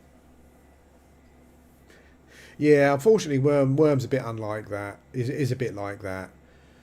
Uh, as I said, you literally need 25 logs to make one wooden wall for your house, and you need at least 8 walls to make a 2x2 house. So yeah, that's a lot of inputs. If they could automate it a bit, it'd be fine. I did, yeah. I loved the Mortal Online 2 world. When I played it, I was like, wow, this world's amazing. But again, it kind of suffered from the same problem of a game where PvE is kind of like the afterthought. So you're running around the world and it looked beautiful and stuff, but you'd run for hours and there was nothing. Literally nothing to do, nothing to see. All the action took place around the town. All the PvP action took place around the towns. If you had a game like Mortal Online 2 where you got that world, but it's populated with a lot of stuff to do other than just PvP, it'd be great. PAX Day was a bit like that as well when I played that. So like I ran off into the wilderness and it felt dangerous and it was cool and what have you. But after a while, I realised that there wasn't anything to do there. But maybe that's because obviously that game's still in alpha, and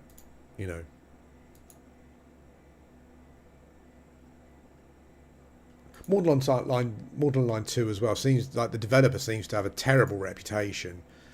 I don't know if it's warranted or not, but yeah, when I hear people talking about Mortal Online 2 or Mortal Online, yeah, they talk about the developer being really bad, but I don't know. I'm not sure about that.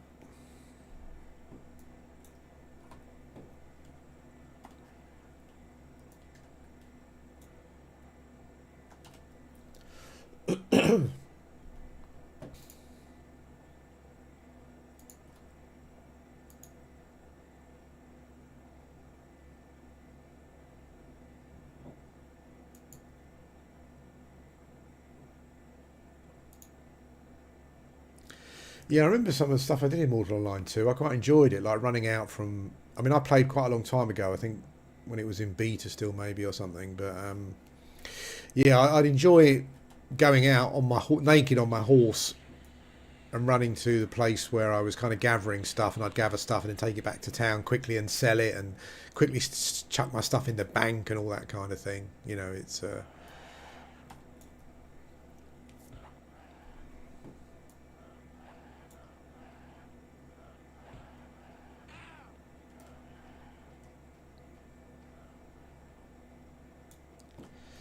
I think for a PvP MMO to work now and be mainstream, I think it would just require a, a different a different mentality from the players. Really, you know, I think that um, I just think that there is a portion of the PvP community who only play MMOs to spoil other people's fun, and I just don't think that's the right reason to play them. Really, um, you know, I'd love an MMO where there were like companies or armies or guilds, and you know, you didn't just get people just griefing and automatically just killing anyone that they come across. You know, there'd be some kind of role playing element. Maybe you'd have like a peace treaty with a certain guild or some kind of neutrality pact, and you had like guilds that were your enemies and that kind of thing. You know, I just think that there's a portion of the PvP community that just spoils the game, really, you know, and puts people off. I said before, I think the game needs to find a balance where PvP is enjoyable to get involved with, you know, and there's reasons to get involved in it, like incentives and stuff. I mean, New World have just introduced some seasonal track thing where there's a PvP track that's separate, and you get rewards for doing PvP. I'm not quite sure if that's the way to go. I'd rather they made PvP interesting to do rather than, you know, giving you sweeties to fill in a, you know, to fill in a seasonal track thing. But yeah, I mean, if an MMO comes out where they can find a way of making someone like me feel incentivized to do PvP, but kind of like when I wanted to do it, then yeah.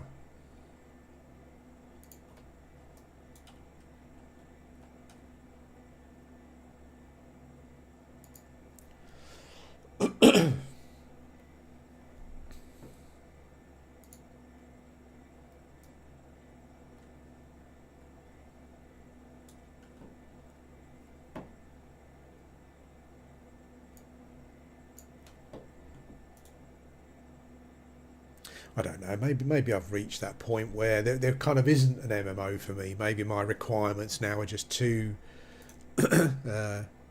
yeah, have become more rigid.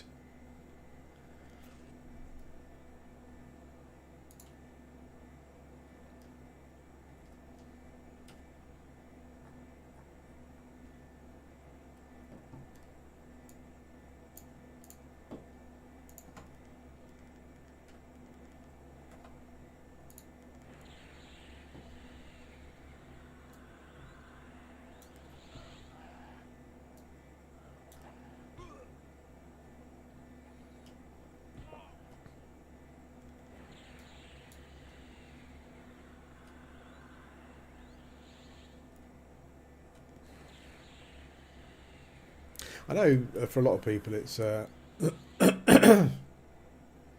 know for a lot of people it's become a bit of a meme game, but I wish someone would. I wish someone had the vision of the Star Citizen developers, but but from a fantasy point of view. Um, as I said, I know Star Citizen's has become a bit of a thing, but like what they're doing, what they are doing there is unique, I think, irrespective of how long it's taking them and how much money it's taking them.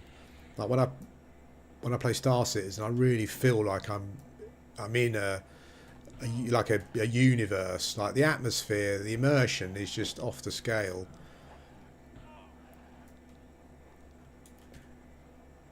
Over ambitious, you know. I know some people. I know, you know, people think it's over ambitious, and it probably is. But I wish someone had that money and ambition to apply to a new fantasy MMORPG. That would be, um,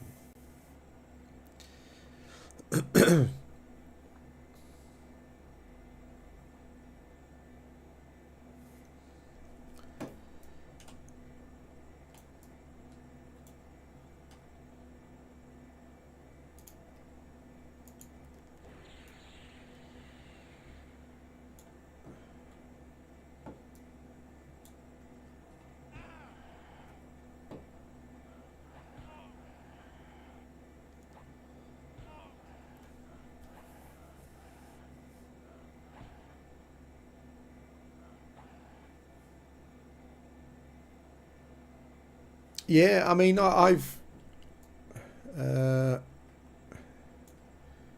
I don't know, but I would guess that I've probably played a lot more of M than you guys have.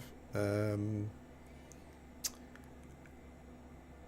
yeah, and I guess at the moment it's kind of like the next big thing. It's what I'm that and uh, Eternal Tombs, which I mentioned before, is something that an MMO that I've looked at, and I'm really interested in playing that. But as we were talking about earlier, I don't know anymore. Like, I don't know. As I said, I kind of feel that there's an MMO middle ground that's not being filled because people are either too far one way from a modernisation point of view, or they've taken the classic thing to more of an extreme. Uh, yeah, no, I'm not talking about the public test things. Um, yeah, well, I mean that's always one of the that was always kind of a bit of an advantage, even like playing on P99 as well. Um, like playing off peak can be quite good. When there's not as many players around.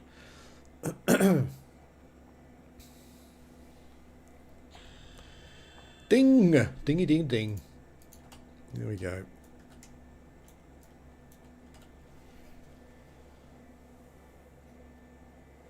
But yeah, I guess we'll just go on waiting, I suppose. Go on waiting.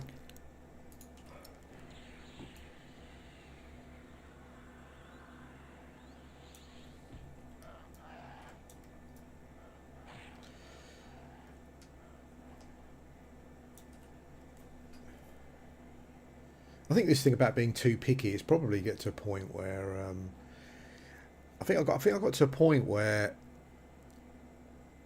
the MMOs that I've played over the last 10 years or so, each of them has got like a thing that I really like, but the game as a whole, there's not enough there to. So I've said this before, but New World, for example, I love running around in the world gathering, and in short bursts, that's kind of enough to keep me going for a week or so. But it's not enough. The other elements of the game I don't like enough for it to be like a sticker, if you know what I mean. Um, yeah, like I love some of the wackiness in Project Gorgon, but and some of the originality as well that the game that the MMO's got. Really, Project Gorgon is the only MMO that I've played in the last 10 years where I thought this has really got some unique mechanics, really interesting. Uh, but there are aspects about that game that that are just not. I'm not. I guess I don't know. I'm not looking for something to be perfect, but yeah, that's how things have gone for me. My MMO kind of life over the last 10 years or so. Yeah, I've got hopes for Ashes of Creation as well, but again, I just think that I think no matter how flashy your graphics are, or how enthusiastic your head is, I just think that, or how well you feel you can control griefing. I feel if they release with the same sensibilities that they've got at the moment, after a fairly short period of time, people will just get fed up with being killed by other people. And I don't think there's a big enough. I don't think there's a big enough market for a non-consensual PvP MMO. I just don't think it's there, really. Unless it's designed in a way, that what you lose when you die is not too much of a loss, a big issue. I just don't. I think we want to think there is, and as I said before, like I think an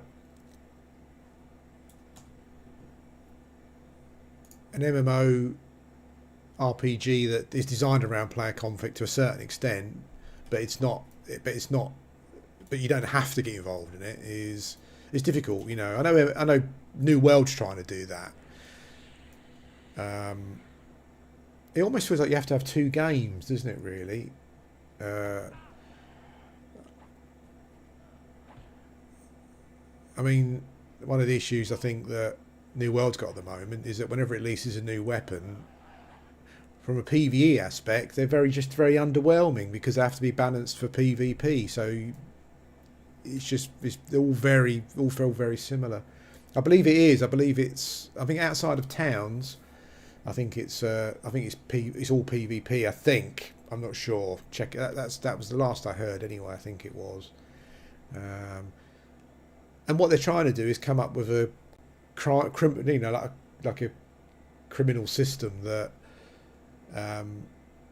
that deters people from griefing other people. But I've seen other games try that before. Other MMOs try that before, and if people want to grief other people, they'll always find a way around it. They'll always find a way of doing it. I mean, I've spoken to actually know some people who are only interested in killing other people in PvP, in MMOs, who are literally who are quite happy to lose characters and even accounts because just to do that. There are people out there who enjoy griefing so much and causing other people, grief so much that they'll be happy to do whatever it takes to keep doing it, even if it's losing characters and accounts or whatever it may be. They'll just start again. Which what they do. It's their gameplay loops. I don't know. It's maybe they'll be the MMO that comes up with a way of punishing griefers enough so that it's not worth it. But I'm not convinced.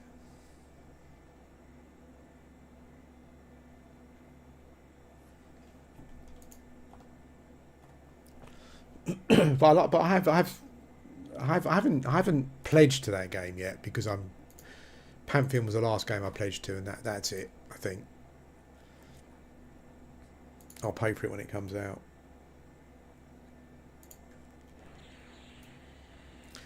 But it's hard though, isn't it? It's like it's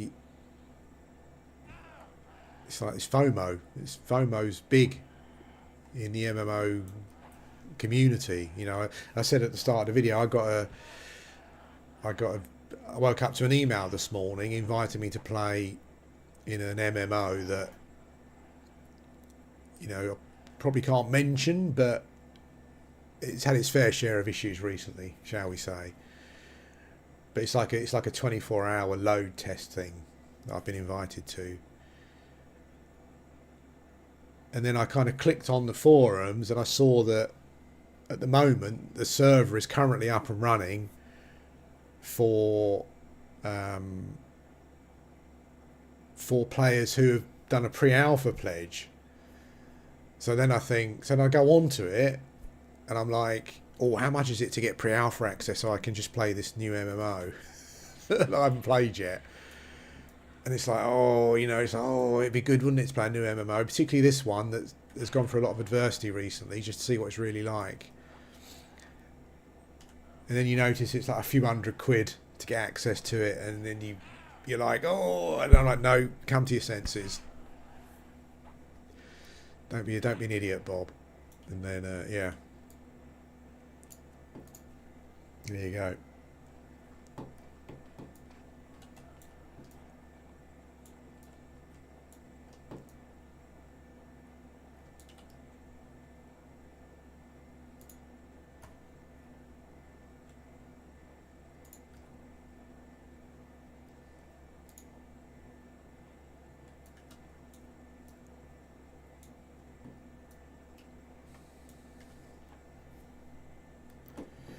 that's another reason. I'm not sure we spoke about this earlier, but that's another reason why I'm not happy about what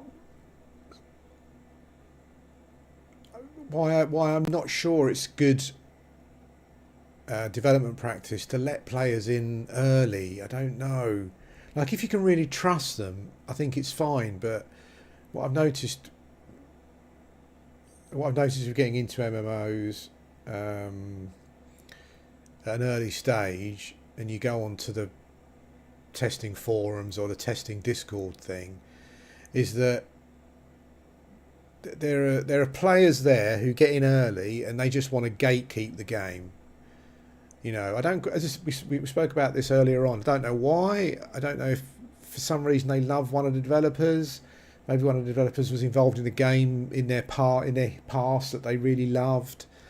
There's this strong desire, particularly in people who get in, particularly in players who get involved in MMOs early, to gatekeep the game, and they interpret what they think that the developers want in their own way, even if it isn't, and then they'll gatekeep it. And anyone who comes in with any different ideas, they'll be rude to them, they'll scare them off, you know, and it's difficult because then you get like a little hardcore cabal of these players. And someone coming in quite innocently, most recently I saw it in Embers Adrift, like people will come in quite innocently and ask a question about the game, and they'll just get jumped on by this core cabal of players who are gatekeeping the game. And they're really like self-righteous as well. Like they really think they're doing the right thing, like by being rude to people and scaring them off, you know, and calling them names, whatever it be. It's really weird. And it must be hard as a developer to not get caught up in that, you know, that hardcore element who appear to love what you're doing. But I don't think it's healthy. I don't think it's healthy for the development of the game. I don't know. I don't know what the answer is again, you know, because I guess you need players to test your game. What do you do otherwise, you know? But yeah, I've seen it a lot. I've seen it a lot in indie MMOs, particularly classic ones, where you get people who are trying to toxically gatekeep these classic elements, even if some of them are not classic elements. It was hilarious on the Embers Adrift Discord sometimes, where someone would be like really rude and try and gatekeep something, and there's people saying, you realise that this wasn't a thing in classic MMOs, Ultra Online, EverQuest, Asheron's Call, whatever it was. They're like, oh yeah, but you know, and it's just, yeah, not a good atmosphere to be in, I don't think.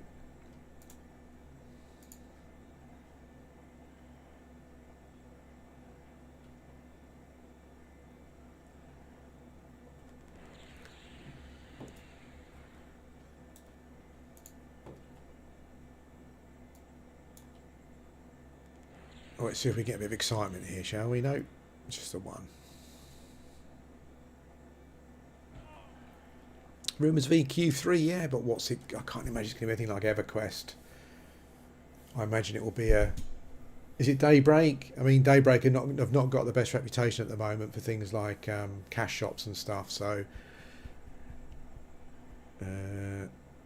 yeah, they've got Lord of the Rings Online as well, I think, which a lot of players get quite annoyed by the cash shop stuff that's in the cash shop. Yeah, I don't... EverQuest 3, I've got no...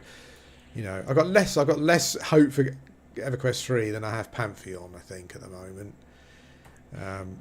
You know, I just feel that it won't be EverQuest, I don't think.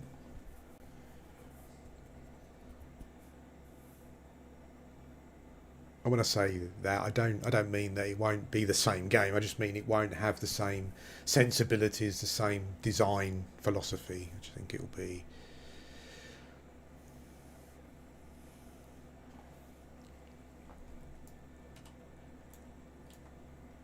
I kind of have not high hopes.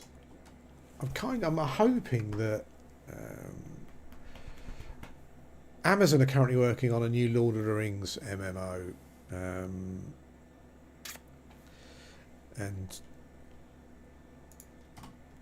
I was moaning about celebrities earlier. Tolkien is probably the only person that I hold in.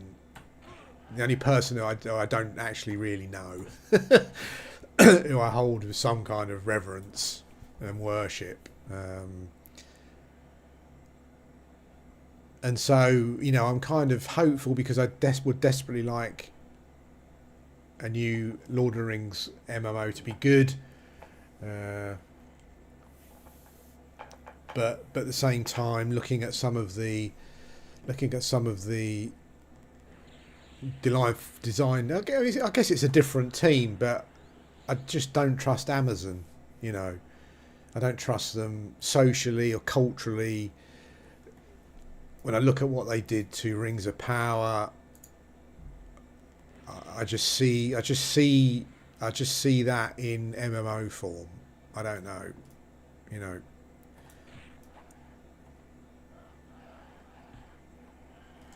Whether it's right or wrong, or whether it's of its time, or you know, designed for more modern audiences. I want a Lord of the Rings game to make sense within the actual real universe of Lord of the Rings. And I don't think we will get that. But there you go.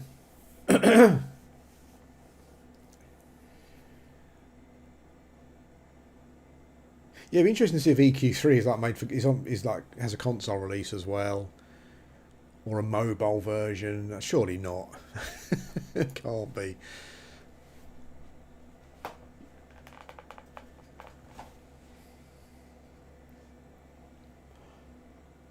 I mean, I'm happy for developers to monetize their games. They've got to make money somewhere, haven't they? But I think there's a line.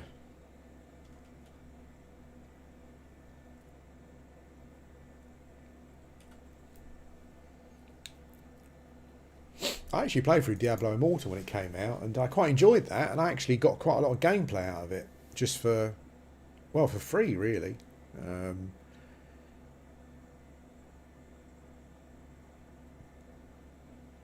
But I was one of those players to happily just play through whatever the content was and then forget about it. You know, didn't need to spend loads of money to get the best items, whatever it was.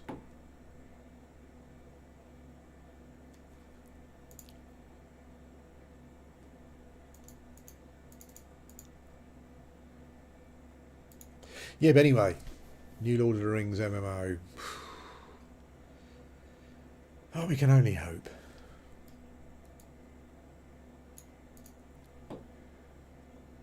I might get Lord of the Rings Online patched up later and give that a bash.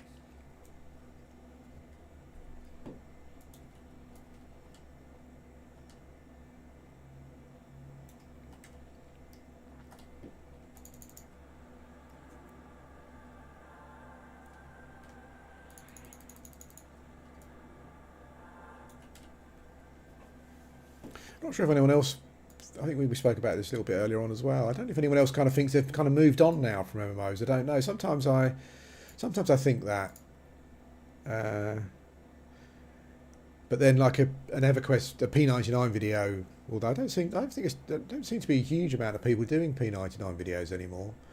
But occasionally, one will fall across my lap, or a New World video, and I'll watch it, and I think, oh, I want to log in, you know. And then when I log in, it doesn't feel the same. I don't know.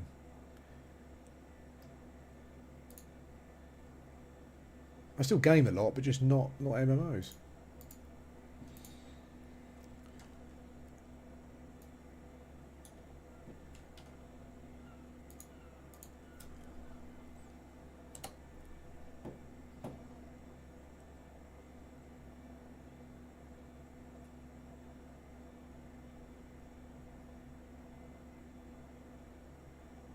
I think the thing is that developers now they're not revolutionaries, are they? They're not creatives. It's like I was streaming Fallout 3 on Twitch yesterday and had a conversation about it. Just how you play. I mean, Fallout games got their issues. One of those being that I think that they diverted from the original two games too much, like from a formulaic role-playing point of view. But those games got bags of atmosphere and immersion and content. And it was funny playing Fallout 3 after playing Starfield and realising how vapid and empty and whatever Starfield is. I want to think of like the Elder Scrolls games as well, like like when Arena first came out and Daggerfall first came out. I remember that, and yeah, they were just chock full of just new ideas that you hadn't seen in MMOs before. Um, really dynamic worlds, and that carried on through Oblivion, and Morrowind. Wow, what a game Morrowind was, and even the Fallout games. And playing one of those old games, and then after playing Starfield, it just shows you where things have gone.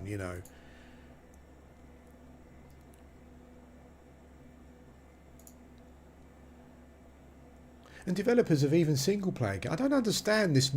Like nerfing used to be a thing that you got in MMOs, and now you've got this. You've got it in like single player games as well. Like, I understand as a developer you create something and maybe you've got an idea in mind as to how you maybe want the players to play but like Diablo 4 is not really an MMO and there's no PvP particularly, but you've got this like yo-yoing of like buffing, nerfing, buffing, nerfing, buffing, nerfing. They can't seem to balance anything. But they've recently done it in Cyberpunk as well, a single-player role-playing game. And recently they've been like changing and nerfing some skills and stuff. And it's like, what? Just because players have worked out a way of doing something. I don't get it. It's a single-player role-playing game. I mean, there are some stupid things that you can do in games like Oblivion and Morrowind and Fallout from a character point of view. You can create these like mega spells that just detonate everything. But I can't imagine like a developer going, "Oh, I'm going to stop them doing that," because that's kind of what those open world RPGs are about. Just coming up with crazy stuff that yeah, just breaks the game. But that's fine because it's on your terms. It's single player. It's not affecting anyone else. I don't understand it. And those games wouldn't have been the same if all of that stuff was designed out of them. So it was just a bit, it was all a bit samey. I don't get nerfing in a single player game. It's bizarre.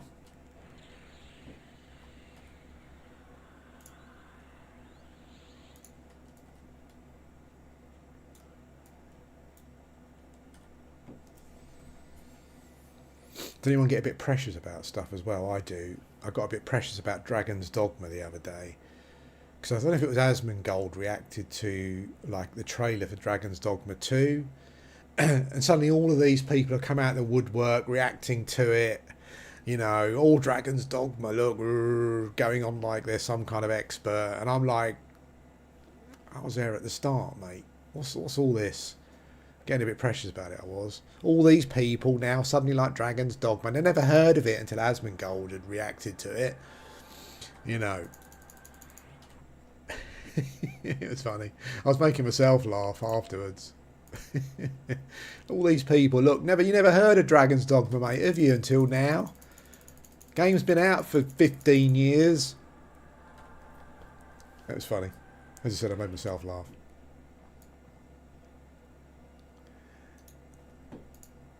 It's when people used to tell me how much they loved Lord of the Rings online films and how much they love the Lord of the Rings films, and it's great, Lord of the Rings. I was like, whatever. Yeah, you're like 30 years too late as far as I'm concerned. You've read the books. Nah. Oh well. Yeah. Fine. Bye. Get a bit childish. Even at my age, you get a bit childish about these things sometimes. Yeah, Dragon's Dogma really annoyed me though, for a little while. I was like, whatever. You never heard of the game, mate, have you? You never heard of it before. Suddenly you're all over it. I was there at the beginning. Yeah. Oops, what am I doing?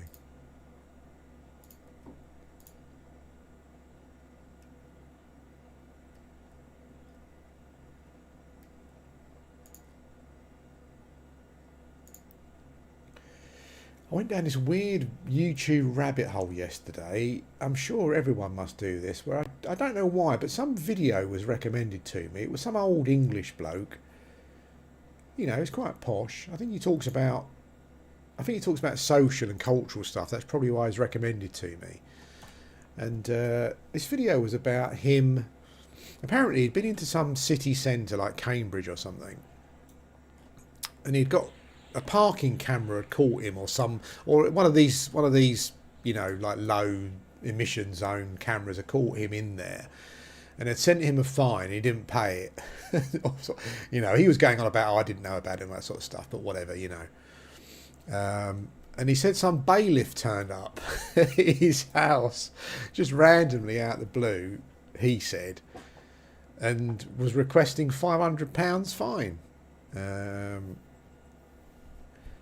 And it got to a point where the bloke said, I'm going to take your van then. They said, well, you can't just take my van. What are you talking about? I don't know what it's like in other countries, but in the UK, and in the UK, you've got these people called bailiffs who've got far too much power. You know, they can literally turn up at your house and terrorise you, and the police will turn up, and they all side with these people. Now, I'm not saying that you should, you know, you should be able to accrue a load of debt and get away with it and all that kind of stuff, but there's a way of doing things, and these people have far too much power. They're like tax inspectors in that regard. The IRS or whatever, they just seem to be able to do whatever they like, and the police turn up. The police basically are supposed to enforce in a civil, you know, in a civil matter. They shouldn't really be enforcing anything. They should turn up to make sure that obviously there's no criminal acts taken. And of course you can get criminal act, because if the person's got like a court, whatever, you know, a court summons or whatever, then it's different. But ultimately they should turn up to make sure that nothing criminal is going on both sides. I can't remember what they call it, how the police should act. But this guy said these police turned up, and they were as much of a loutish behaviour as the bailiff, which I can quite believe, unfortunately. I'm not anti-police, but unfortunately I've seen things, we all probably have, where these things happen. Anyway, yeah. And at one point this bloke nicked his van keys. I'm going to take your van and all that kind of stuff, and threatening behaviour and whatnot. And yeah, it's quite an old bloke, this bloke. But the rabbit hole was that I kind of went onto his channel, this old bloke's channel, and started watching some of his videos, you know, and it's like, what am I doing? You know, I wanted to know what was the conclusion, like what happened at the end, you know. Yeah, I don't know if anyone else does that, where they get recommended a video and they'll watch it and then they'll jump into that channel's rabbit hole and start, you know, yeah. It's quite weird. I guess it's a bit like the reaction thing, where you jump down the reaction rabbit hole of, yeah. Anyway, guys, I'm going to stop now because I'm feeling a bit poorly. So I'm going to stop, have a rest. Yeah, I've been streaming quite regularly recently. I mean, admittedly, like with absolutely no concept or consistency in regards to what I'm playing, but there you go. You know, maybe I'll find a game that I want to stream and it'll become more of a series of things as opposed to not. But anyway, yeah. I hope you've enjoyed it. I mean, generally these streams are just me talking a load of crap about stuff. Oh, you know, some of you seem to like that. God bless you. But anyway, thanks for watching. I'll speak to you again soon. Is it Wednesday tomorrow? I'll see how I'm feeling. I might patch up Lord of the Rings Online, and yeah, maybe we'll give that a go tomorrow. I don't